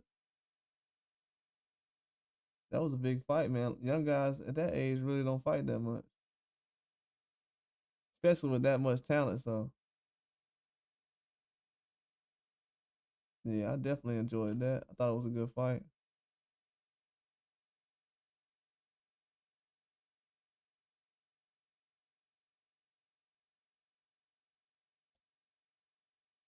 But if Terence Crawford goes out there and upsets Canelo this year, it's over, man. It is over. I'm telling you that right now. The way people are still upset with this guy, if he goes out there and beats Canelo, it's not going to help the situation. If he beats him, it's over. It's going to be a lot of people that's going to stop watching boxing.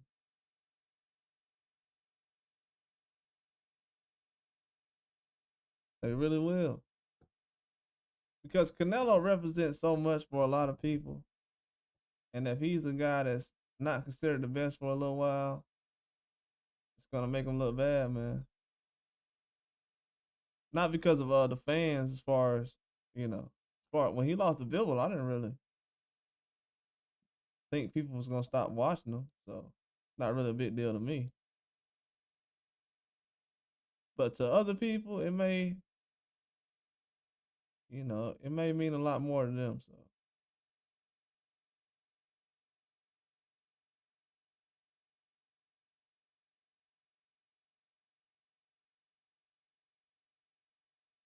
yeah, it might mean a lot more to me.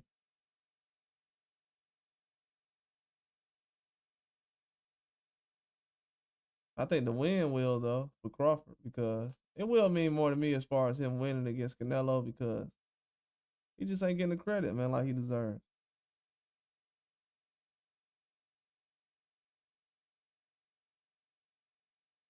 Yeah, he doesn't get the credit he deserves.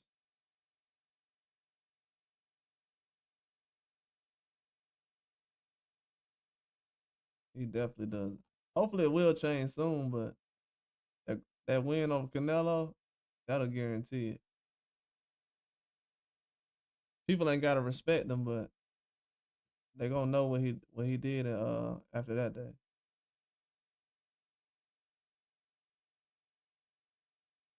That's all you gotta do is go out there and stop Canelo. You good. If you can stop him, that's really something different.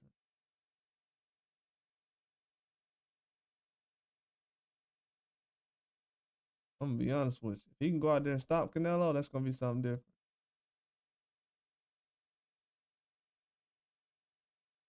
Oh yeah, appreciate that, Poncho.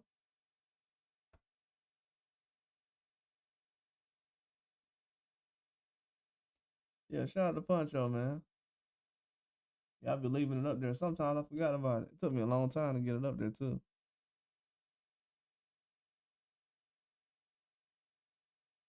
But yeah, I just wanted to come on here for a minute But I will be back on here later on about some more topics. I still haven't saw the Luis Alberto Lopez fight, so I gotta come back on here later on and talk about that. And I still haven't saw the Esperanza and Faye fight, but I'm gonna watch those too before I talk about them. But I heard Lopez got a knockout last night. He talking about he want to retire. I mean, he might have gotten injured real bad in his last fight. He said he did, but I know it was definitely an embarrassing knockout as well too. Yeah, shout out to Puncho out there, man. But yeah, a lot of people just want to see Terence Crawford get his respect though. It's not really like a back and forth thing, but it's just to let people know, like, man, he really like that. Yeah, people just want to see him get his respect. That's it. Nothing too serious. But if you're a boxing fan, yeah, it's pretty serious as far as him getting his respect because a lot of other people out here, they ain't been putting in the work like that.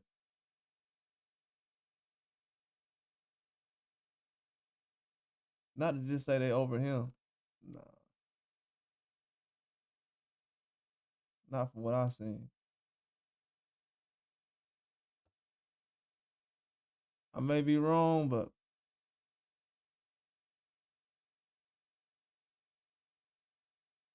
in this situation, I don't feel like it.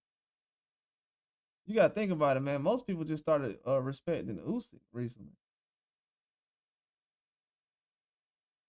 You know, Usyk wasn't really getting that much respect recently. The thing that trips me out about Usyk is when he beat Joshua and people still were like questioning if he was a good fighter or not. I'm like, Usyk? Yeah, Usyk a good fighter.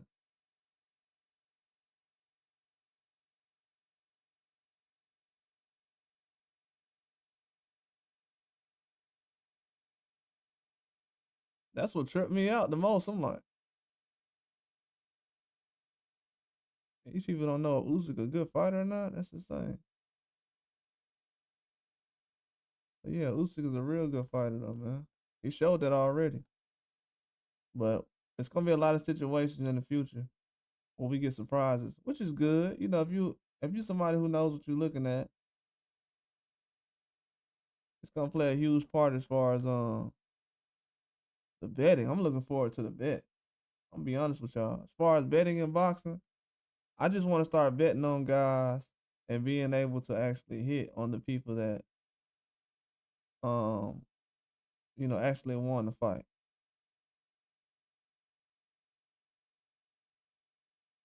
That's all I want to see.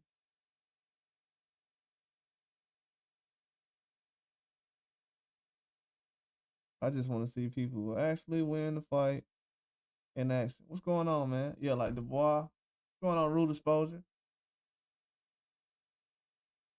Yeah, like Dubois is another guy. And right now, I don't know why Dubois ain't getting no. He getting a lot of people want to see Dubois lose real bad right now. I don't know why. I know people like Joshua is one reason, but I don't know. People don't like Dubois though. I think that's why that quitter word came out so easy. But man, they still mad at Dubois. He definitely has a long way to go. Even though I feel like he's a problem, he always been a problem though. But right now he's in a situation where they want him to lose. And shout out to Rude Exposure too, man. But heavyweights, I like heavyweights. I think right now they're gonna be in a bad situation because Joseph Parker, he's hot. That dude Cavill undefeated. They're not really talking about him. And Dubois right there in front of Usyk. I don't know if they want that fight to happen.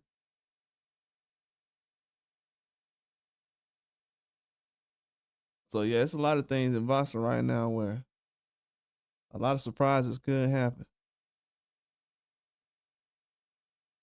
But yeah, I think the age is like around Dubois. Everybody under Joseph Parker's age, like 33 and under. Yeah, you gonna see them in the mix a lot coming up. I think Hergovic around that age. He about to fight Joe Joyce, so you got Boots Ennis coming up. I told everybody about Brian Norman Jr. Seeing him last night. A lot of people that's gonna have to get in the ring with him eventually. And he has a belt. He's only gonna get better.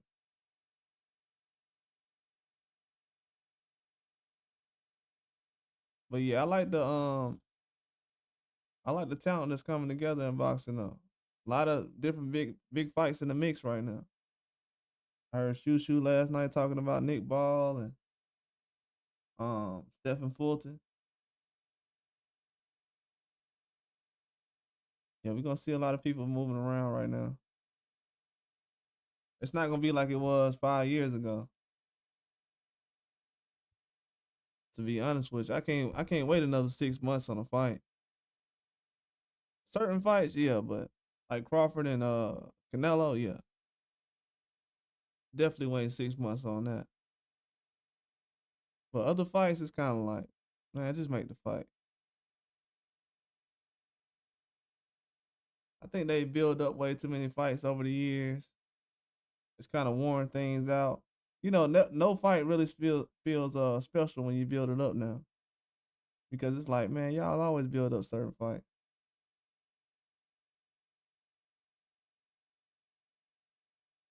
He said, Brian Norman versus Boots. Who you got? I don't know for real. Right? I don't know. I don't know for real right now. I gotta see how Boots do against Stanionis. I'll be lying if I say I knew right now. I think Boots the more experienced fighter, so you definitely would lean with him with the edge. But Brian Norman ain't no easy fight, bro. You said O'Shaquie might beat Cool Boy. Yeah, that'd be a good fight. Yeah, O'Shaquie, he'll beat everybody. O'Shaquie would be a tough fight with Lamont Roach. That's the fight I was looking towards. Lamont Roach and O'Shaquie Foster was supposed to fight before Lamont Roach fought Tank, but that's why that O'Shaquie Foster and Cool Boy still caught me off guard. But yeah, O'Shaquie Foster, he getting better though. So that's not a bad pick, him over Cool Boy. But yeah, Boots with the experience right now. With that Karen guy he just fought, I think he got 10 times better after that fight. But Brian Norman is no joke though. No joke. I really don't know who will win the fight right now, but Brian Norman is no joke. I'm telling you.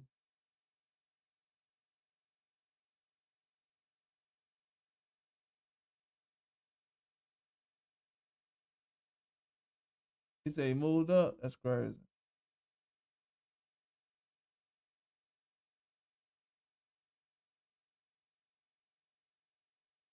Yeah, a lot of people moving up right now. I think everybody, as far as from 130 to probably like 40, 47, all them guys flipping weight classes like 30, 35. I know De La Santos talking about 40 right now, 35, he don't care.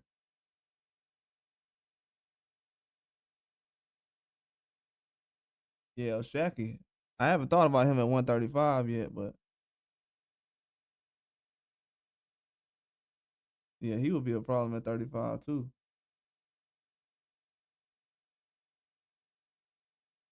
I think he got to make some fights happen at that weight class he at. I don't know how long he gonna be at that 130. But who you was talking about moved up though? He said he moved up.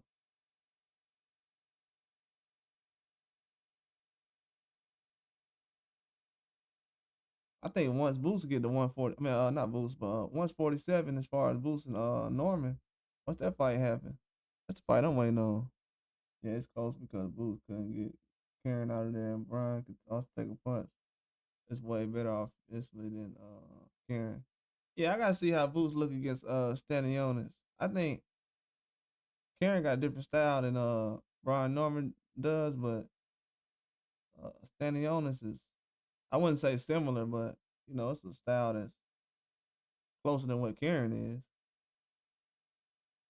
So yeah, in 2 weeks, that definitely will say a lot. But I don't think Boots an easy fight though, as far as for Brian Norman. I think that's a bro. I don't know. It's really gonna depend on who night it is. It might be Boots. It might be Brian Norman. I like how he was jabbing last night. Started off pretty good. I like how he was jabbing last night though. Brian Norman's putting in some serious work.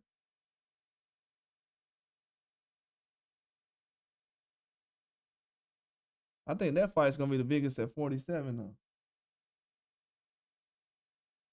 The way his style matches up with Boots, he's a power puncher. You don't want a guy who's a power puncher in the ring with Boots. So I think when that fight happens, that'll be a good fight. Boots might have more options as far as guys who's power punchers to fight than Terence Crawford did when he was coming up. Cause you still got Gary Antoine Russell out there he can fight. Yeah, yeah, yeah, yeah. You said that, man. You know what's crazy? I wasn't even looking at that fight for real with Boasi and Smith. I wasn't even looking at that fight because I was paying attention to Roach and Tank.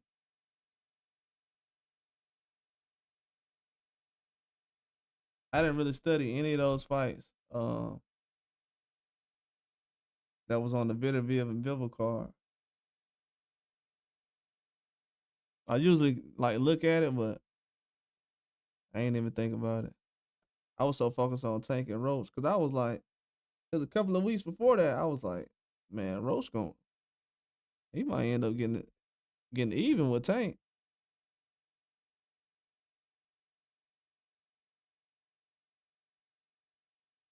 So once I realized that fight was the next week after the Bivol and Vitterviv fight, I just was like, forget it. I'm gonna just start looking at this Tank and Roach situation. And once I realized Roach had a chance, that's when I started talking. I was like, oh yeah. But yeah, you did tell me about that Color Smith. Matter of fact, until you said that, I didn't even realize that I wasn't really studying anybody.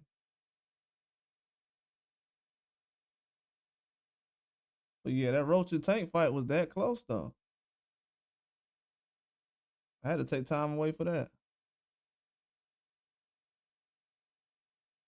Yeah, but Color Smith's a problem. I was thinking about it too after you said it. Cause I was saying Color Smith only lost to Bitterviv and Canelo. That was it.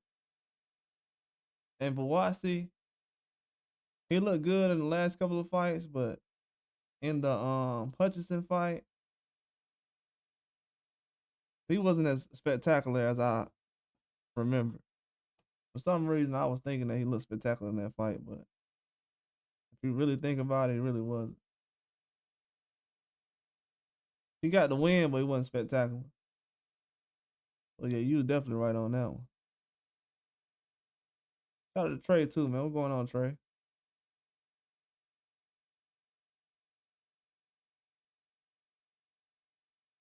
But yeah, man, it's a lot of moves being made right now. I know one thing, and they don't believe me when I said this. So Dimitri Bivol had said recently that he was thinking about going to cruiserweight to a fight to see Badu Jack fight. And I don't know why that's news to everybody.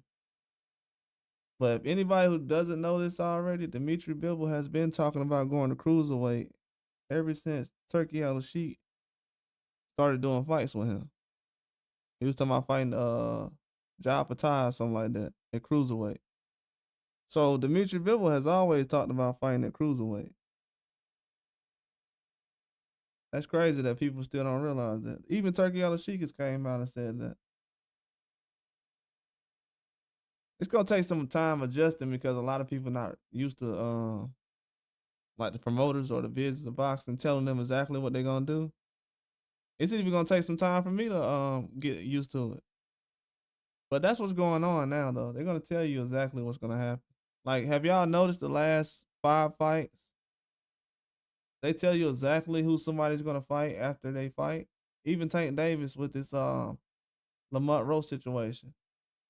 What's weird about this Tank Davis fight with Lamont Roach is this is the first time we actually knew who he could fight as soon as the fight's over. He said he was gonna call out another name, but he didn't. So I think that was a sign that the Lamont Roach rematch could be on the table as soon as possible. Cause he still hasn't called out any name or mentioned any fighters down the line. He still wants to fight. Kind of just went silent. But I don't know. It's a lot of pressure on these young guys right now. Cause Tank is not the guy who started out in PBC as far as the first person, but um, he got to make sure that these last couple of years of PBC end well. Because once it's finished, it's gonna be an era that people remember. And is it gonna be a era where people remember those guys actually going for the big fights or just cashing out? Because the way it seems right now, it looks like it's just cashing out. Just cashing out. Because if I'm Charlo, I probably could have got a bigger fight fighting Canelo on Turkey on a sheet card than I could have. I probably could have got paid more than what I did fighting Canelo a couple years ago. Because Berlanga got paid. He got paid well. That's why a lot of people was trying to compare other guys fighting Tank. You're not getting paid like that fighting Tank. Only kind of money you gonna make doing that is fighting probably a Shakur. Not as far as 10 million, but you'll probably make more than what you're getting against other guys. And that's probably also because he's with Turkey on the Sheet making some fights happen. But if you're not doing a fight with Turkey on the Sheet right now, you're not gonna get a big bag. Not really. Not as much as you can get going over there. That's why I said Serrano them getting 7 million. Not hating or nothing. I think they deserve whatever they get, but it's wild when you see certain fights not get made because of 2 or 3 million. And these are mega fights we're talking about. Because as much as some people don't like it, I think the Brian Norman Jr. and Boots fight, I realized it was a big fight when Tank Davis news with Lamont Roach got announced, but people were still talking about Brian Norman Jr. and Boots, which is a good thing. You need some hype around a fight, some excitement. And a lot of people wasn't calling out Boots up until that point.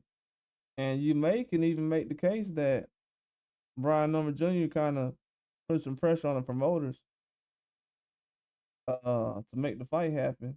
That probably helped this Stanionis situation happen faster because Stanionis was with PBC when Boots was over there, and then he still deals with them, but they're making the fight happen with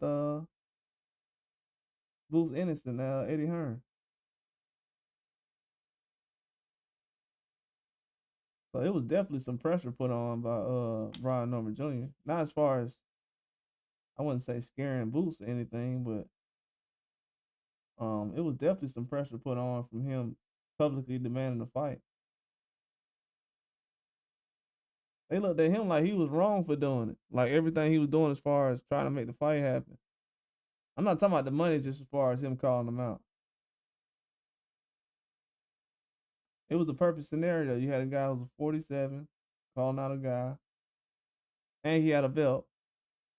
I don't know if Kent Stanionis had a belt up until that point. I think Stanionis had just got a belt right after that, or same time around the time. But once he got rid of he got the belt, then that's when he became an option, I guess, later on down the line. But as soon as Brian Norman got the belt, he was like, just give me a certain amount of money. We could definitely make it happen.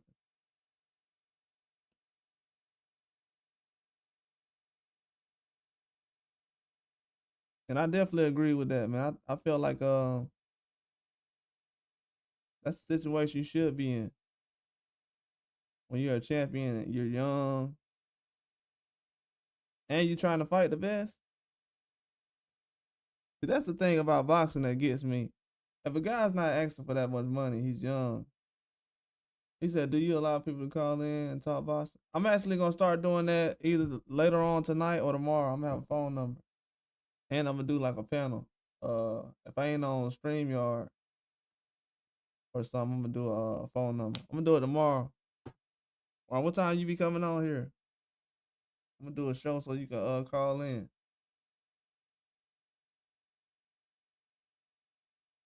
Yeah, I can get my phone number tomorrow. I got a phone number for it. I was gonna do it today, but I just gotta go. I gotta go do something real quick. If I do it tomorrow, it's gonna be early. Going to this March Madness game, so I'm probably do it early tomorrow and at night. I'm gonna start doing them in the morning and at night though, Trey. I'm gonna do one in the morning and do it at night.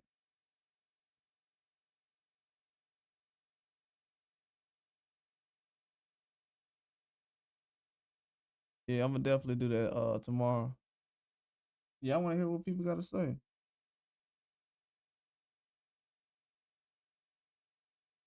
Yeah, I definitely wanna hear what people gotta say.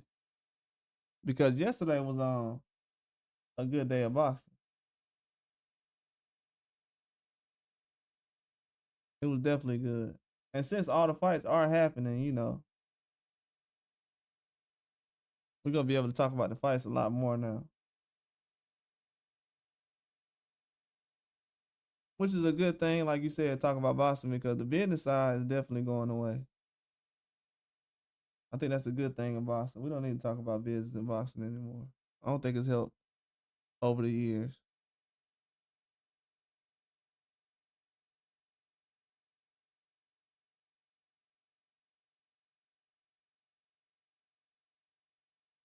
Oh, all right. Thank you. Appreciate that, Trey. I appreciate that, bro.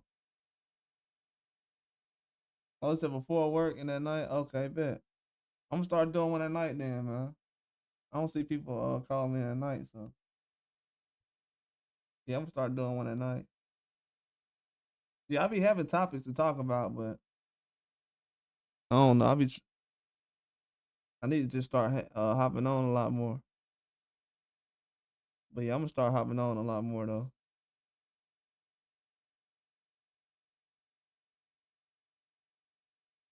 Yeah, I definitely appreciate that, man.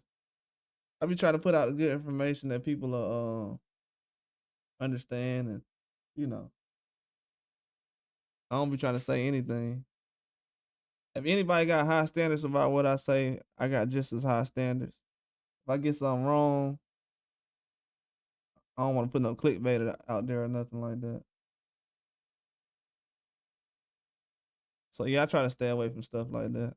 And try to be fair as far as everything. If I make a mistake or even if I'm being biased, I'll probably try to check myself like, hold on, man. I need to fall back. So yeah. Yeah, boxing is a great sport though. It helps you learn about life, learn about yourself. You can see characteristics in boxing, whether it's in a person or yourself. So it's a lifestyle thing. People don't look at boxing like a lifestyle really. But they gotta realize all the like fandom and the fever that people get from UFC, that kind of energy came from boxing. That's why they try to copy everything that boxing does with UFC because the way boxing is just made, the ring walks and just everything about it is it's a gladiator sport.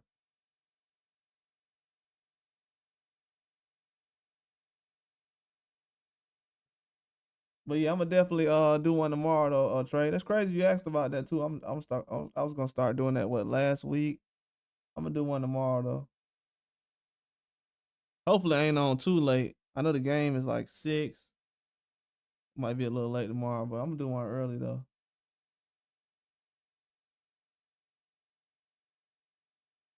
Yeah, it's definitely gonna be a lot more of those. Cause a lot of people do say a lot of good things when it comes to boxing these days. People are getting a lot more smarter when it comes to certain details. What's going on, PD? What's up, bro?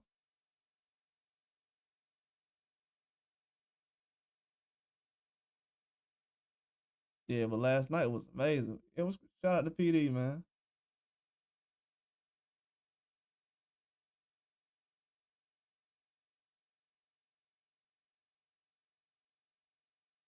Yeah, I'm enjoying it though. A lot more fights happening. It's like every week now we got a big fight coming on.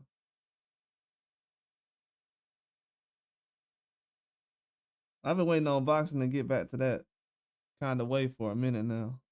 I think the pandemic kind of hurt that, but right now everything is good. Promoters is tripping, but that's always going on.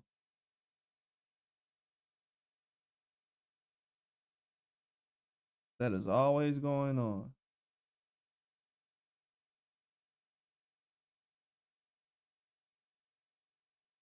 Oh, that sound like the move right there. Sunday ain't nothing like eating on Sunday though. They don't know about that Sunday meal, PD.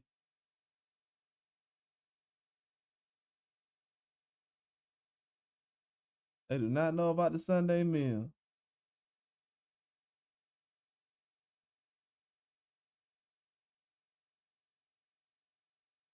Yeah, boxing was good last night though. I don't know why Pro Box keep putting on fights on Saturday. Bro, they waited at the worst time to put on fights. There's no way nobody gonna watch 4 or 5 fights. Talking about different fight cards on a Saturday. It's impossible. Even if you try to watch two fights at the same time, it ain't gonna happen. They putting on Pro Box the same day as Top Rank and PBC and uh Matchroom. Yeah, they gotta space these fights out a lot better. I like how they moving though. They're not playing with the women's boxing. Bob Arum said he don't know much about women's boxing last night. That was funny. But yeah, they're not playing with the women's boxing right now. As long as they're putting the money up. See the women's boxing athletes right now, they know that they're not offering a lot of money in the past like they are now. In the past, like 3 or 4 years ago, they offering way different kind of money now. 7 million for Amanda Serrano and Katie Taylor. It's a lot of money, man. A lot of money. I don't think Lamont Roach made that much against Tank. That's the only reason I say it's a lot of he said, what was your favorite fighters last night? I had missed the what's up, Native Wild man? I had missed the fight from Vai and Alberto Lopez. He fought last night. You know, he got knocked out by Angelo Leo. They said he had a first round knockout, whatever. But as far as last night, I like Shoo Shoo. He looked good last night. Brian Norman. You know, Mayer looked good last night. I thought Tevin Farmer was pretty good too. I ain't talking about that fight. But I don't know. Maybe it's because I've been watching Tevin Farmer a long time. But I felt like he wasn't really fighting the way he usually fights as far as dominating. You know what I'm saying? Maybe I was overreacting, but I don't think he was dominating the way he could have. Just from what I've seen over the years. But a lot of people thought that he fought well. I thought he did fight well, but I thought he could have beat the dog crap out of Zepeda last night. I don't know if he had an injury or what happened. I didn't really look into it yet, but those rounds like between 5 and 9, Tevin Farmer was beating the brakes off of Williams Zepeda. But gave up a lot of rounds too. And he was going like 45 seconds, a minute without throwing a punch. I'm talking about without throwing one. That's when I was like, nah, I'd have seen him fight better than this.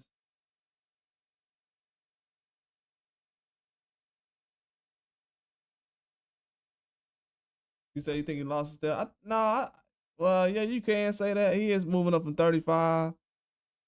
But I didn't see what most people was seeing, PD, as far as they were saying that he won. I mean, I can see what they're looking at, but you gotta understand he was getting touched up though. I know a lot of shots was hitting his arm and everything else, but he was getting touched up, and also I don't know, you kind of put somebody in a tight spot to really how they're gonna score the fight. Now the punches that landed, am I supposed to go off of how hard they are? Or, I don't know. That doesn't make any sense. So I felt like he had lost. What his record last 5 rounds? I don't know. That's last 5 fights. Uh, could be 2-3. Is it 2-3? I know that JoJo. If that JoJo Diaz fight is in there, it's probably 2 or 3.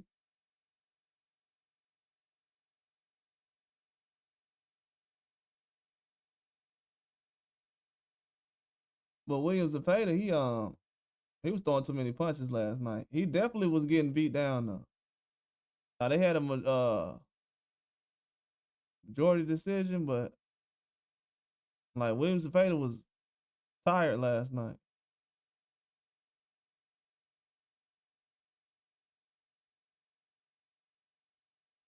Yeah, it definitely was a close fight, but yeah, 7-5 ain't bad, something like that. But I seen Zepeda step to him a lot last night.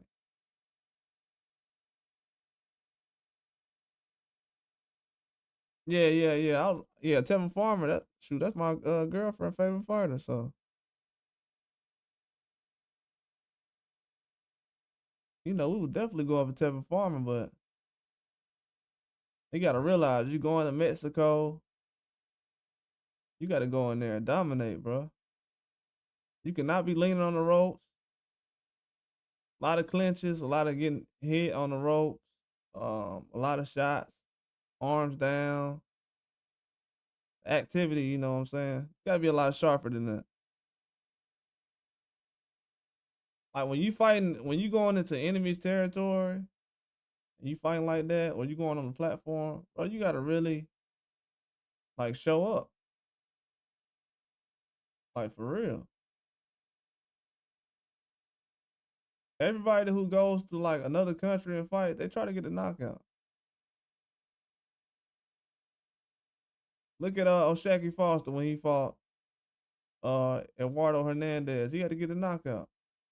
Ray Ford when he fought on Top Rank, I think he was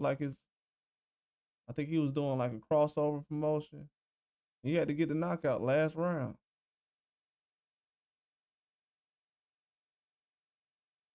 So yeah, we know what time it is now. Yeah, you got to win 8 or 9 rounds, and he was in Mexico. What? And there was a Golden Boy card. And I'm gonna tell you what's crazy too, PD, because I was like, yeah, Tevin probably hurt, man. Then he started letting his hands go like the last couple of rounds. In the last round, he almost dropped them. I just seen the stamina. I don't know what everybody else seen, but the stamina I seen, he was cutting corners in that fight because he could have really, from the first round, stepped to Zepeda, boom, boom, boom. Because I don't think he could have. he needed to fight on the back foot against Zepeda. Fighting on the back foot didn't really do much. I mean, he got Zepeda tired. He was extremely tired, but he could have stepped to Zepeda early in the fight. He can handle Zepeda punches. Matter of fact, he could have did the same thing Lamont Roach did with Zepeda.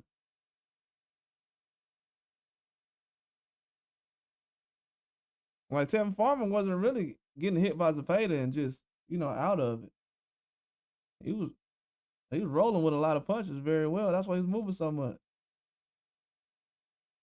But yeah, he definitely let a lot of rounds out there. And also, he was only fighting half the round. He'll fight like a good 45 seconds, a minute and 15 for the end of the rounds. Mostly he was like fighting at the end of the rounds. I kind of peeped that too. So I'm like going half of the round without really doing much. Then the other half of the round.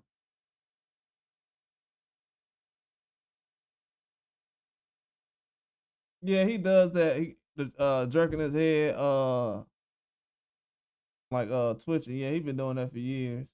It's like I think that's like something that happens when he's cause he already got like an eye injury, but I think that's something that happens when he's like breathing hard. So like his whole, you know, when he's breathing hard, it's like twitching. So he's like really breathing, but he's really breathing heavy, but the way he's holding his eyes and his head, it makes it seem like he's twitching. Yeah,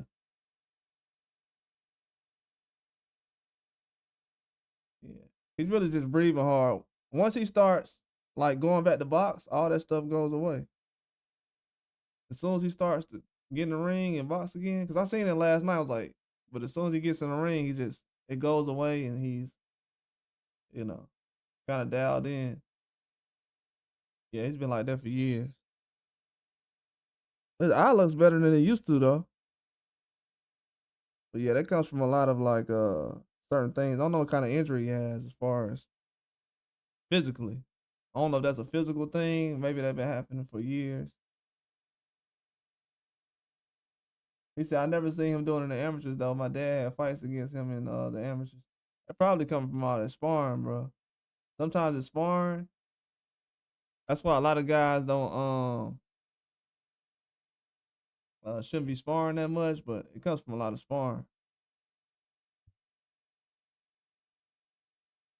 It definitely comes from that.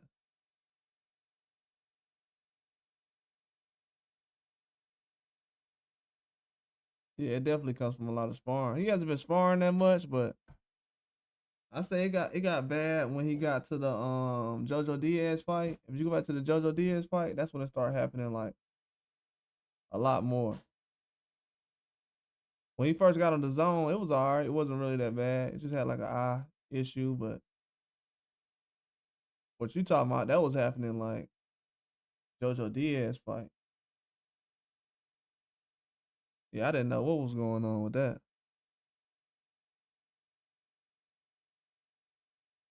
Yeah, exactly. PD said, you know how Philly spars. Exactly. Definitely. We know how they spar. That's how Bernard Hopkins got so good. Like it's a real fight. But yeah, I seen him doing that. But what was crazy though, to be honest with you, a lot of fans, and you can call them casuals, probably casuals, but a lot of fans and casuals thought that he won the fight or it was a draw. That was the crazy part about it. I was like, oh, okay, got some fans out here appreciating some kind of boxing. But yeah, it was a lot of fans and casuals who thought that Farmer won the fight, which is it was a close fight. How you look at it? I haven't looked at it twice. That might be one of the fights that you have to look at twice. You never know. You might miss some things. Because Farmer was doing some things in the fight where he was trying to actually irritate Zepeda, and it was working. But yeah, that's crazy, Trey. I ain't know that. You said your dad fought him in the amateur. Yeah, your dad was getting to it then. I mean, he got a resume.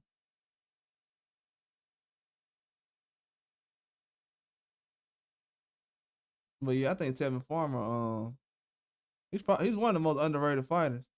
I think he would have gave Tank issues. That's why we wanted to see Tevin Farmer fight Tank a while ago because he's so similar to like a Lamont Roach, that slick style, short guys. You know, when somebody put that together, they knew what they was thinking about. That's a good matchup still. And to be honest with you, if you're a fighter, you would want to get in the ring with a guy like Tank.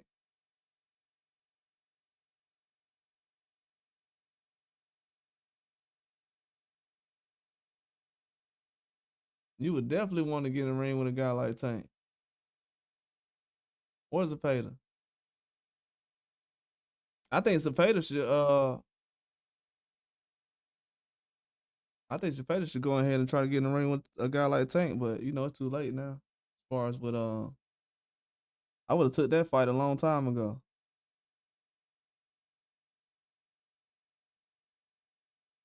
That would have been a better style. These other styles at 135, it might be too bad for Zapata.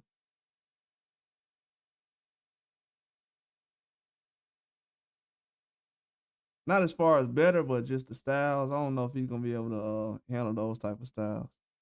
Cause I thought Tevin could have easily did the things he did like in the 12th round, late rounds. He could have did that early.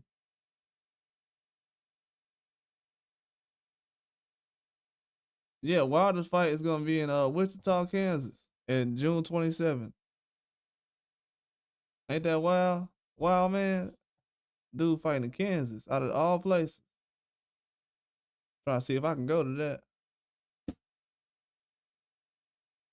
Yeah, that's crazy. He fighting in Kansas.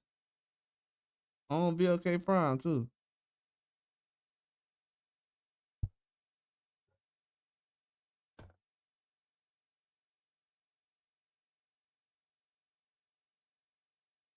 He said my dad was training someone at fighter farm in the amateur. He trained Julian and played Steve Cunningham. Yeah, Steve Cunningham a problem, bro. Steve Cunningham he one of them guys. Oh yeah, he did. Oh, your dad he was a problem then. Yeah, J Rock, Blair Cobbs. Okay.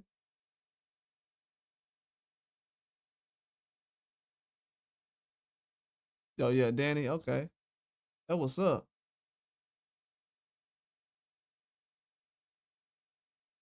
Yeah, those some good fights you seen. Yeah, you seen the real deal up close. Yeah, that's why I ain't give Danny that much trouble after his last fight, man. People gotta realize Laura, bro, Laura's still a tough fight, man. Yeah, that's wild. That's crazy, wild man. Going to Kansas. Yeah, he get a KO. That'd be crazy. It's gonna be during the summer too. You know how it is during the summer. That's gonna be crazy during the summer. You gonna go? You think you gonna go or not? I think they had the tickets up right now, if I'm not mistaken. But they're not up yet. But I think they actually have a website with tickets. I'm gonna have to double check. I'll let y'all know. Anybody who's in Kansas. But yeah, Danny Garcia was a problem in the amateur. That's why they was trying to let everybody know, man, that yeah, man, it's hot as June 27th, it's gonna be on fire.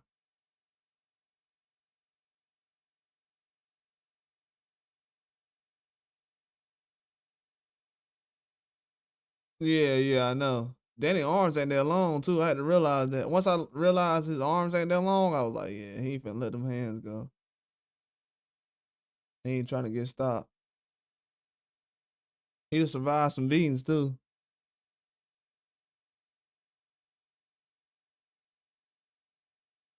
Yeah, he took that Laura fight out of nowhere too. That was a big risk too. Yeah, he went out bad in that one. Yeah, that'll be a good one, man. I would definitely go. Yeah, it's far away too. You got like 3 months to prepare. Yeah, that'll be a good one. Yeah, I want to see Danny in one more fight, man. Danny's grown on me over the years. Yeah, Danny always up for a tough fight. Oh yeah, man, we gonna have to set something up so you can go. We gonna see if everybody can donate one day. It might not be that much.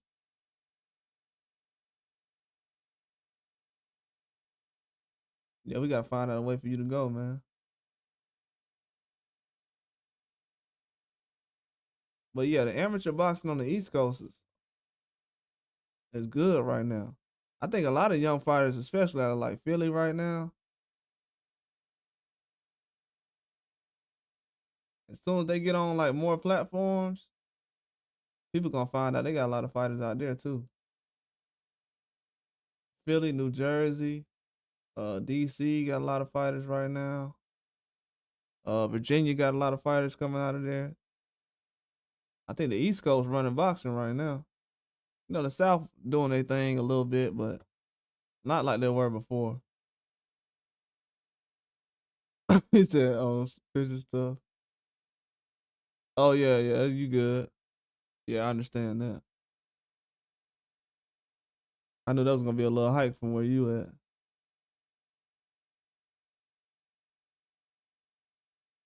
Yeah, that's cool. You be able to watch it though. You never know what happens. Yeah, you never know what happens, man. I might drive by and be able to go. So you never know.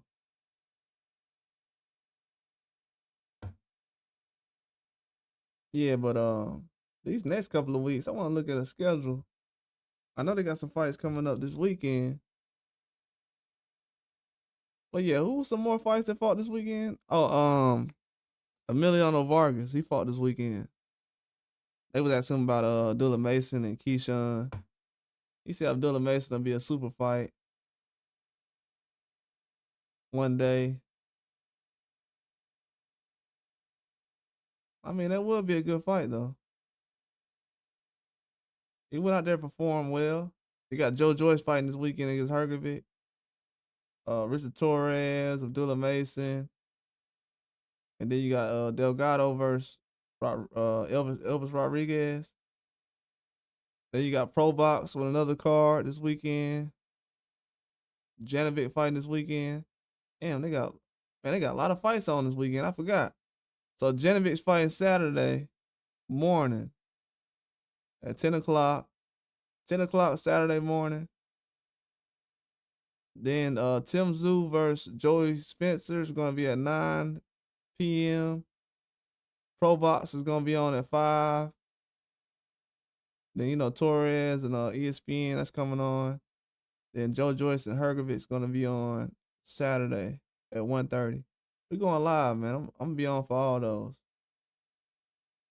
I'm gonna be on it the whole day probably. I'm about to see. Oh yeah, it getting touched up, boy. It was definitely getting touched up. I can't overlook that.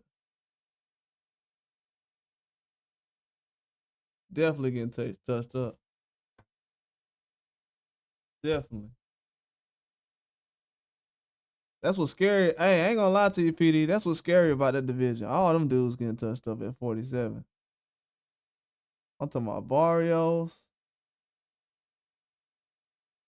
I mean, I like Boot's last performance with Karen. I ain't think he got touched up that much. And then against Avanesian, when he did get touched up, I mean, I can compare this. I'm gonna be real, PD. I can compare this to kind of like when Boots got the knockout against Avanesian.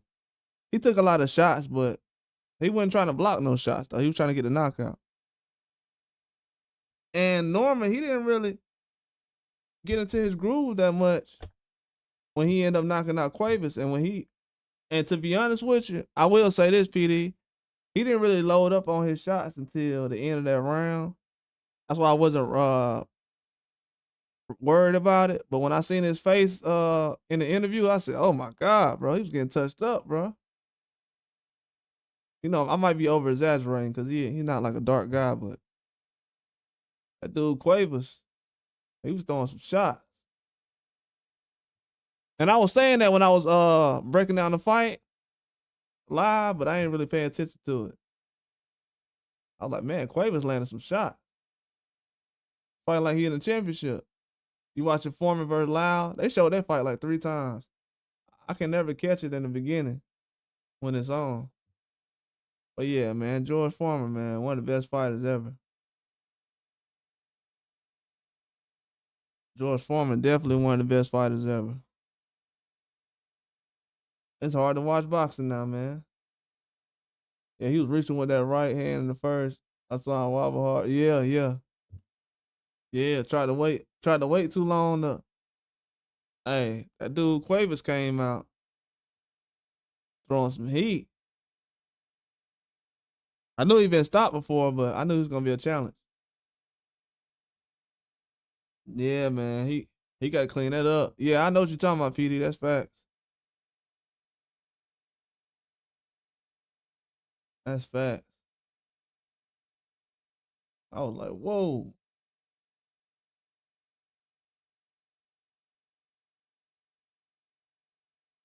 Yeah, that was a good one though. Very entertaining fight though. That fight was entertaining. I thought that because a couple opponents that get in the ring with Norman, they always like smother his punches and the fight gets sloppy. But as I watch him a lot more now, you can kind of realize now that a lot of these opponents they have trouble with his power. Like a lot of these guys have trouble with the power. It's almost like you got to get in the slugging match with him. But he definitely got to watch out for those shots. A lot of these guys trying to tee off on him, trying to get a knockout. They know he's young. He was changing levels early, but that dude Quavers came out to fight though. I seen him recently. When I seen him in some interviews he had leading up to this fight, dude was coming to this fight to win.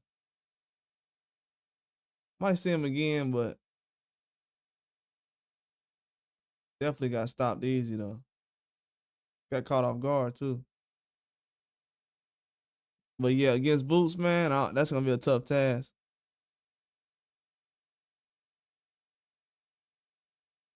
Yeah, YouTube is amazing for boxing. People don't understand that Native Wild man. We ain't never used to have boxing for YouTube for boxing. Like just to pull up a fight and watch it. We used to have to wait until ESPN Classics play some of these fights. Yeah, he adjusted well. One thing I had noticed too, PD, before he had knocked him down, I was like, oh, he ain't loading up on any shots. I was the thing I was most impressed about was he was actually jabbing a lot. The way he was jabbing Quavers, Quavers kind of he didn't want to jab with him because Quavers for some reason Quavers was just throwing the left. He was throwing the left hook, but then he'll throw 2 jabs. He kept jabbing with 2 jabs instead of just throwing one. He'll just throw 2 jabs. I'm like, oh man, he gonna end up timing that. I wanted to see that fight go a little longer too. I was mad him and Shushu's fight didn't go longer. I was impressed with Shushu last night. I don't know, it's kind of hard to not to say that they weren't fighting good fighters. I think they was fighting good fighters. Yeah, Quavers looked huge, dog. I try to compare. Didn't he look bigger than Castano? Castano didn't look that big when he fought Charlo. I thought both of them looked big for 147. I thought both of them looked big for 147. I'm like, bro, I've been watching 147 a long time. You guys look big for 47. Yeah, Tank could be pushing it trying to fight 47. Not saying he can't do it, but the way these guys 47, standing on is big for 47 and Boots. Trying to fight a guy at 47 is dangerous. I think Gary Antoine Russell's a big guy, but he's not. I don't think he'll be a big guy at 47. 47 different. Yeah, he looked big. I said that too last night. I was like, dang, Cuevas look bigger than Castano. And Castano's a 54. I was like, how's this dude making weight? Yeah, I was surprised he got knocked out that early though. Wasn't surprised that Norman did it. I thought he would have been able to press a little bit more. He got caught off guard though. They say he quit, but I think he was knocked out for real. I think he was out of it. Because if you get hit with a shot like that and it's not a flash knockdown, you really like kind of had your brain bounce a little bit. Yeah, it's time to hang it up. But yeah, I thought that was a good competitive fight when it lasted. And I would have liked to see Cuevas go a little bit longer. Um it was just like the Shushu fight, to be honest with you. Shushu went out there and dominated the Vivas guy.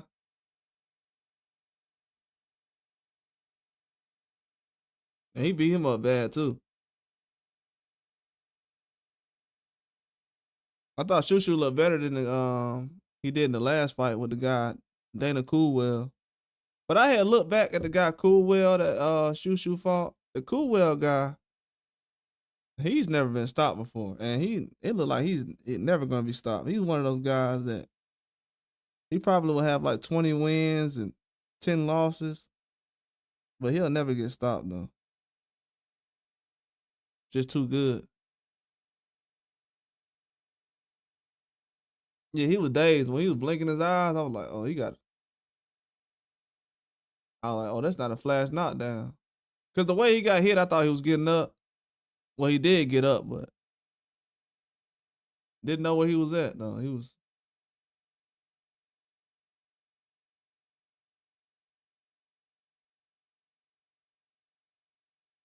Yeah, he was like, nah, I'm out of it. His eyes was closed. He kept blinking. His eyes was blurry. He said, I told you I ain't want to fight this goddamn.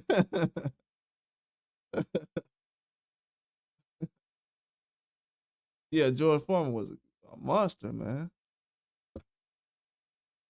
George Foreman was a monster. It's a lot of heavyweights that want to be like George Foreman. You see, recently they called Bacoli George Foreman. I'm like, nah. But I'm glad they actually said that because that goes to show you that the heavyweights that people like are the ones who fight like George Foreman for some reason. Just that type of style, the way they built. That's the heavyweight style that people just love, like George Foreman.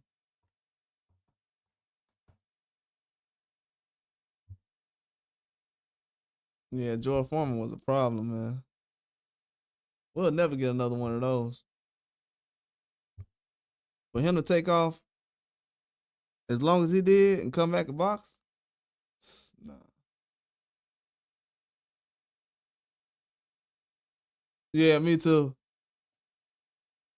Me too. When they was telling a story about a Foreman back then, it was like he was the most dangerous boxer ever.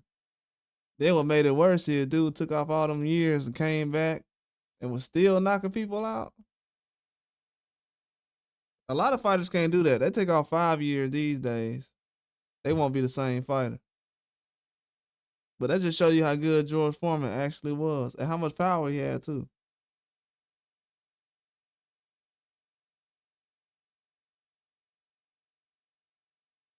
And you couldn't really stop him because he was just that powerful.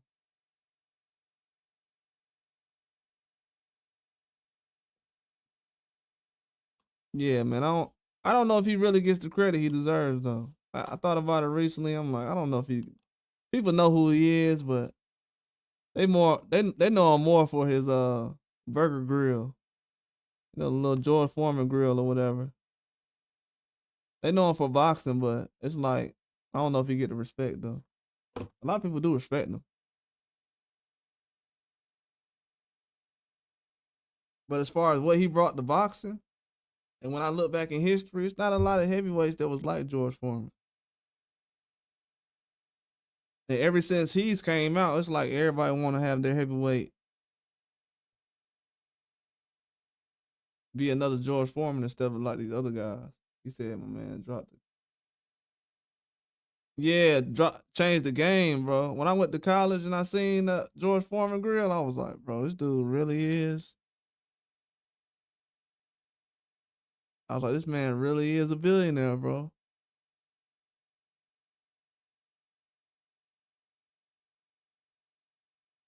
I said, man, this man really is a billionaire. Yeah, once Ali had them legs taken away, his legs wasn't really under him like that. Yeah, yeah, a lot of that stuff taking time away from boxers destroyed a lot of good boxers. Mike Tyson was the same way.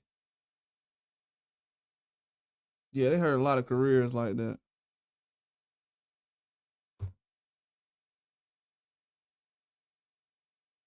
Yeah, but Foreman, for him to take out those years he did, I know why he looked the way he did because he was gone away for so long. But that lets you know how much power he actually had, though. Yeah, you might not ever see a boxer like that ever again.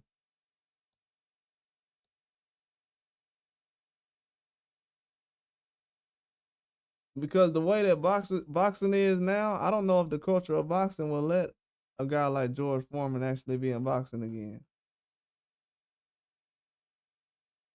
Once he gets active and at that status, Foreman was fighting like 4 times a year.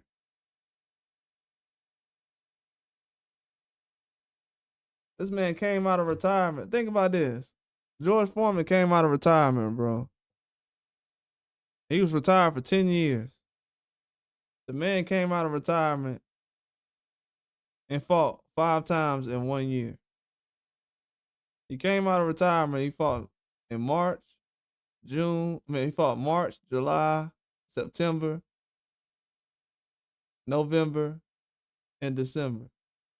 Oh, he fought 6 times. One, two, three, four. Oh, no, that's five. That's 88 right there.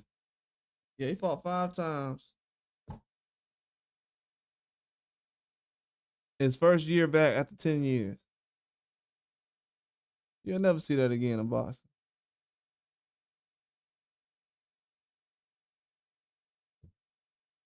You'll never see it. And the thing about it is, George Foreman was a punch drunk. You know, like most people will try to say certain boxers are. I think in a lot of those situations where guys end up like that, it was something weird going on in these fights. Because if you look at certain boxers' resumes, a lot of these guys aren't really punch drunk, and these guys have a lot of tough fights on their resume. 15-round fights. We talking about guys who fought in the era where they had 15-round fights, and they're not really damaged like everybody else is. It's something else that happens. Larry Holmes did good on his second go around. It's unfortunate that he never regained the title. Yeah, Larry Holmes. It's always like boxers have a second life in boxing, like how Floyd was, and Larry Holmes, Ali, and Foreman.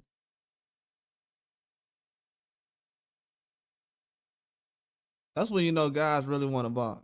You know, they have that second win in their career when they want to make something happen. But yeah, it's very tough to do.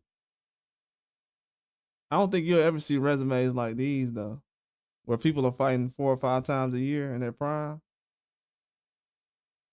Then he came back after 10 years and fought 4 or 5 times. You'll never see that again.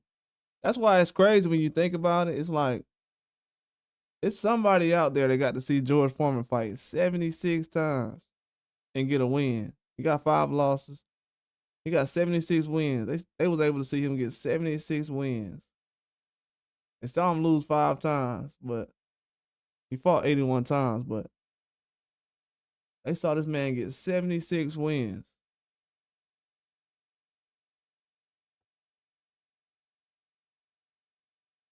You know, some of our favorite boxers will never see them fight 76 times.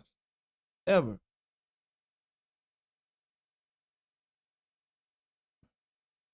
That's why a record like Floyd's 50-0 will get hard. That'll be hard to beat just off activity.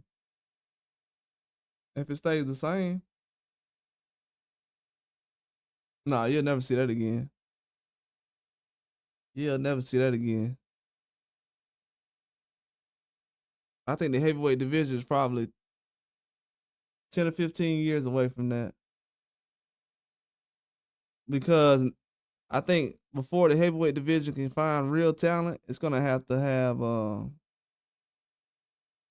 people happy about heavyweight boxing again, as far as not making it seem like something where guys just get knocked out and laughed at.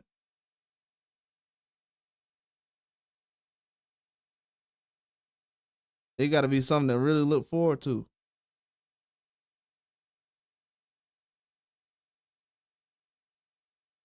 Haven't had many heavyweight boxers over the years really step in and do what they were supposed to. Oh yeah, shout out to Wild Man too. I missed your live yesterday, man. I was going to a March Madness game and I had missed it. I was like, man, it look like it's finna rain. Yeah, man, I was leaving the house as soon as you went live.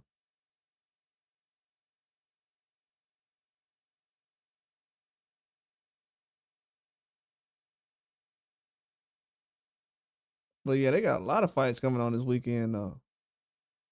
Man, boxing is not messing around, bro. They got Janovic fighting this weekend. I don't know who this guy Janovic's fighting. To be honest with you, I don't want to be disrespectful. I know I'm a boxing channel, but I don't know if I feel like looking up this guy. I might do it just because, but it looked like a homecoming fight, man, for Janovic. And what's his name? Hamza Shiraz look crazy as I don't know what right now. Dude could have easily fought Janovic. He go out there and fight Carlos Adames to get a draw. Now they talking about him going to 168. Should just fought Janovic, man. Put the dude on your resume. You doing him a favor by avoiding him so he can go fight at home. Not avoiding him, but you still fought for a belt. But man, that would have been a good resume. I mean, a name to put on the resume. And you could have fought him a while ago. Yeah, they dropped the ball on that one. But yeah, we're gonna see what Richard Torres do this weekend against Villanello. It's gonna be a wild one.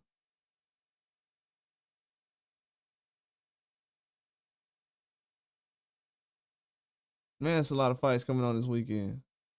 One. Yeah, you like I said, you're gonna have at least every weekend 4 to 5 fights to watch. Max. You know, the max that's the max it'll be. Because next week you're gonna have Boots Ennis fight. Then the week after that, you're gonna have Kovalev. You got Charles Conwell, Ben Whitaker, Gabriel Fandora. Yeah, they got Kovalev last fight coming up. I think I'm gonna watch that.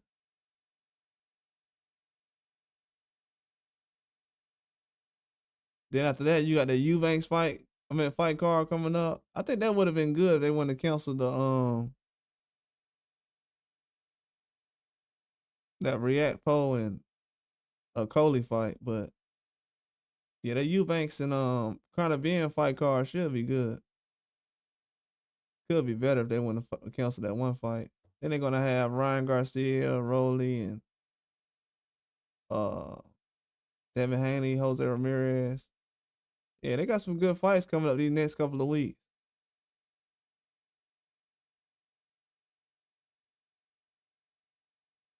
They have some very good fights coming up these next couple of weeks.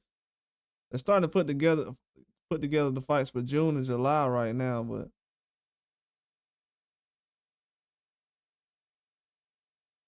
Yeah, we definitely should see some good action in the over the next couple of weeks, as far as new fights being announced.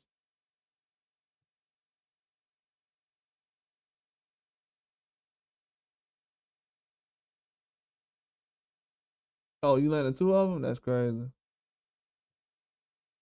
Yeah, that was cool, man.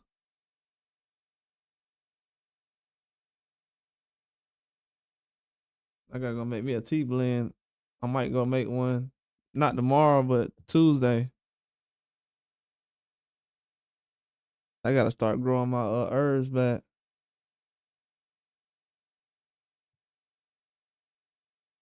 Yeah, I seen that one you made the other day. It was good though. But yeah, I was hearing Shushu Carrington talking about possibly fighting a guy like Nick Ball, or I don't know everything I'm talking about. So he said Nick Ball and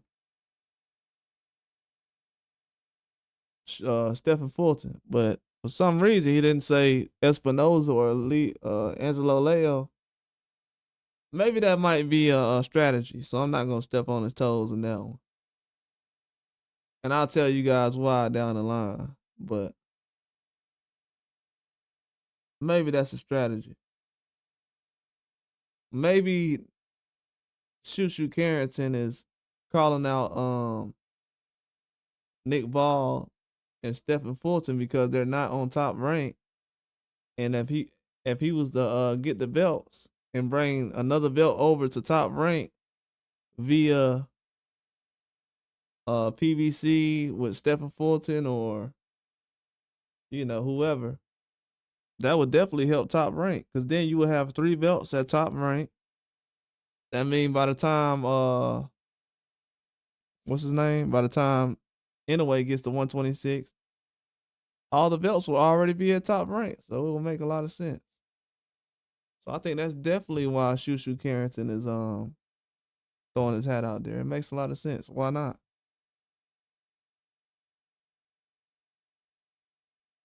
Why not? Because you're already gonna fight a guy like Nick Ball, who's a good name, Stephen Fulton, who's a very good name, and because that's the guy who Inoue fought,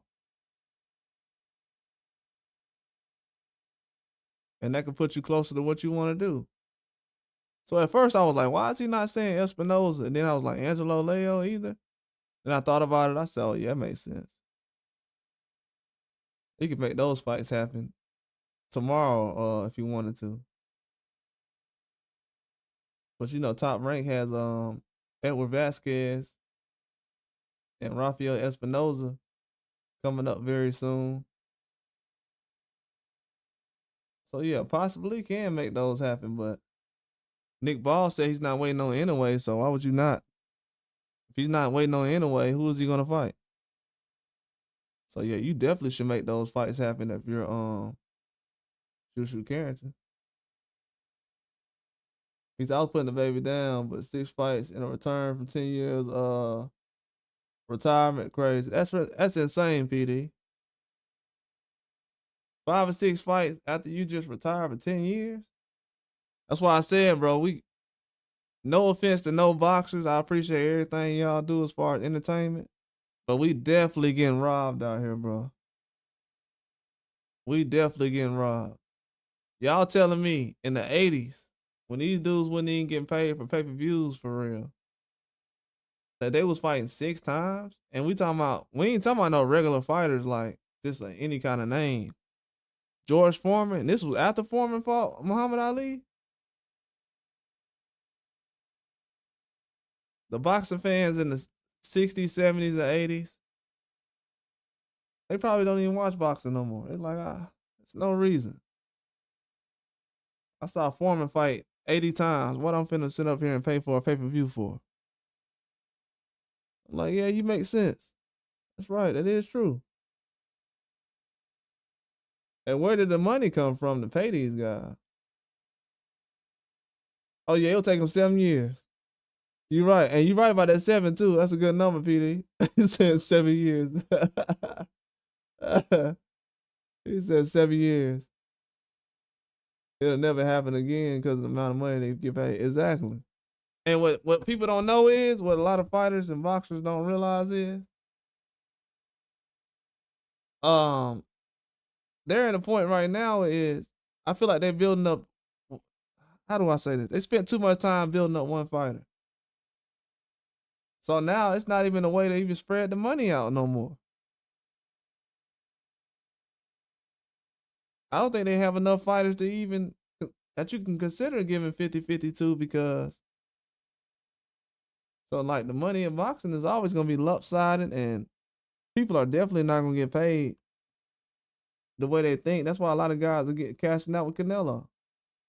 Because a lot of fighters you know that's fighting against Canelo, they remember the days where they couldn't get a fight and they didn't get paid a lot, so they feel like this is my only chance. Let me try to just sell out right now and get a fight with Canelo. I know it's gonna mess up everything in boxing, but I just want to make sure I'm getting paid. So yeah, one guy getting paid and being a cash cow definitely hurts things.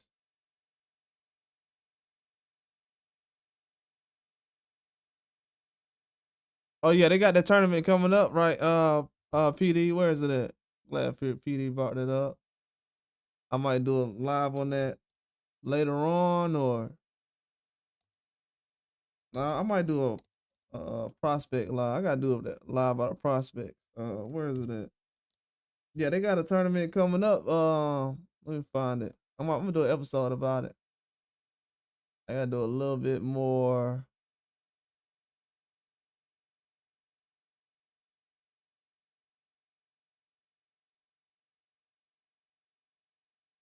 Let me find it real quick.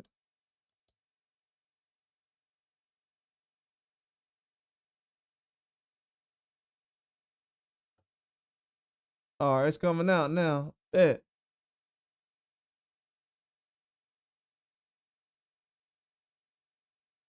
All right, they got a tournament coming up. I'm gonna pull this up real quick.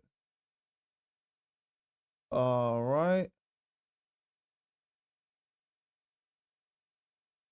Yeah, so Turkey Out Sheik has a tournament with the WBC coming up.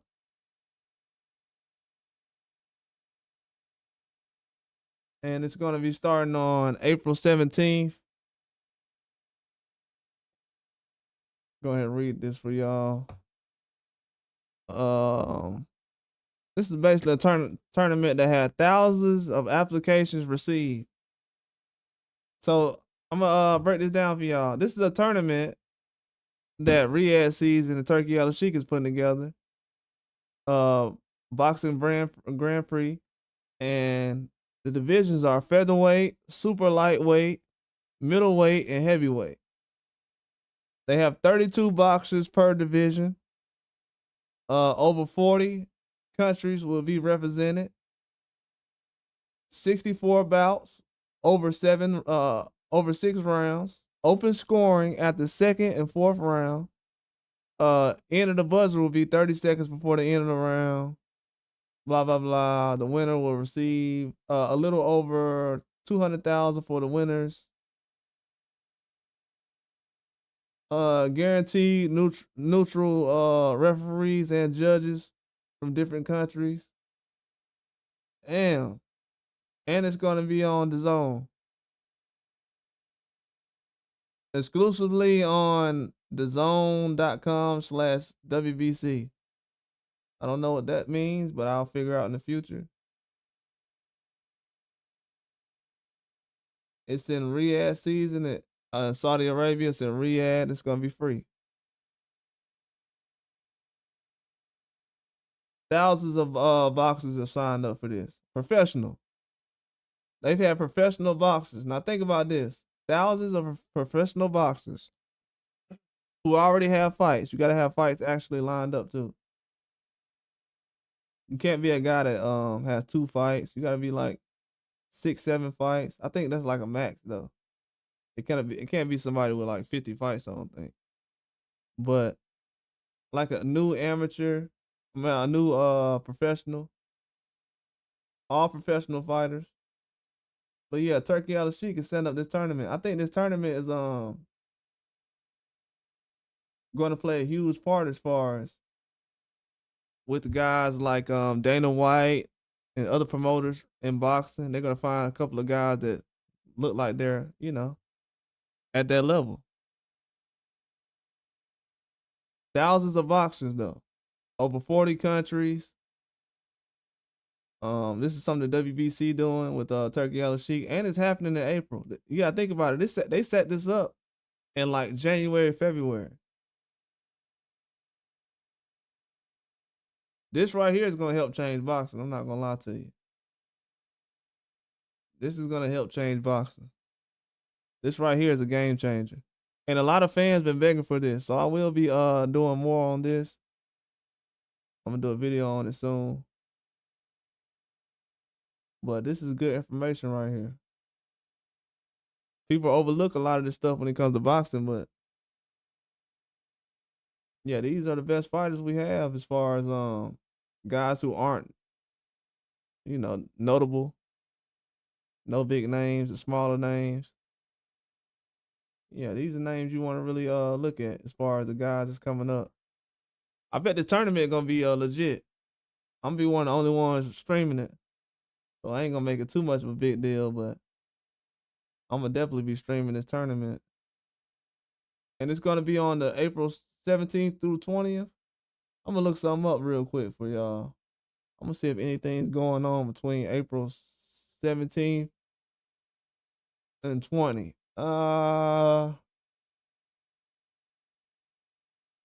They got a couple of things going on.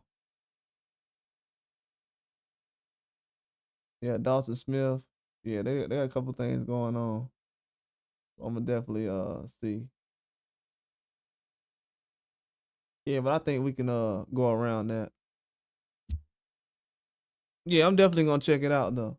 Yeah, that's crazy. You said that, PD. They definitely got a tournament going, and if it's good and it's successful, really all we need, PD, is like 2 or 3 big names from there. You know how like the Contender was back in the day. Yeah, like K9 Bundridge and Sergio Moro. Just need a couple of names coming out of there. That'll let you know that it was worth it. We just need a couple of names. That's about it. I think after that we'll be good.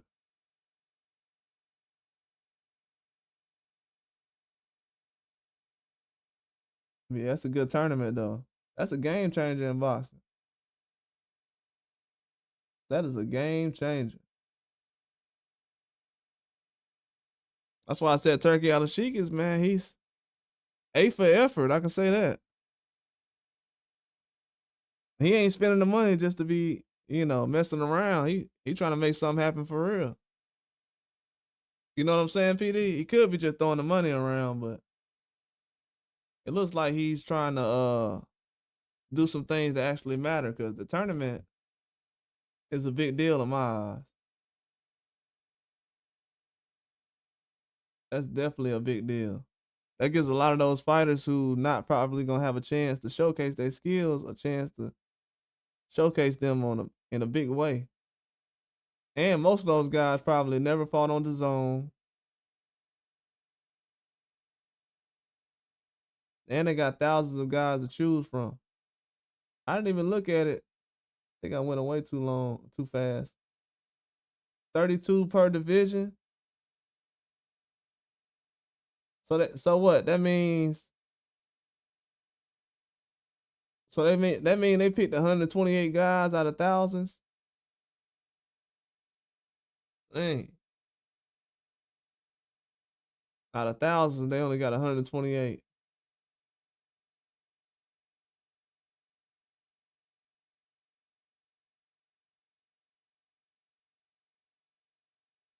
Yeah, that's wild. I think it'll work out though.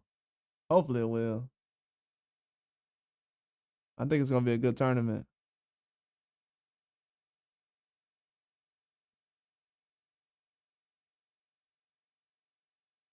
Yeah, that's a very good tournament, man. I think it's gonna work out, man. I'm gonna actually do a lot more videos on that too. I did a video about it like probably last year. I don't know if we found out about it like November, December, but I knew it was coming up close, but in 3 weeks, 2.5 weeks, yeah, that's gonna be a big deal. And this is something Turkey's doing, for pro athletes. These are pros who's not really signed with anybody yet. And I don't think he was just doing this for the Dana White situation, but because the WBC is included as well. But it is going to show us a lot of big things behind it. I want to see. I'm gonna tell y'all a secret too before I get up out of here. But the thing that's going to show us a lot about the future of boxing is who's going to benefit from this tournament. Not as far as financially, but who's going to get the talent as far as the fighters. It's a reason why they're doing this tournament. They're not just having this tournament so they can have uh the names out there. I know they want to do that, but where is the talent going to end up after they find out who's good and who wins the tournament? So it's kind of like a low level, it's a contender without the reality stuff. So we'll see. It's like a regular tournament, really. It's gonna be showcased though. We definitely gonna go live for it. I'm gonna go live for it. So never had something like this before. So I definitely want to see how it goes.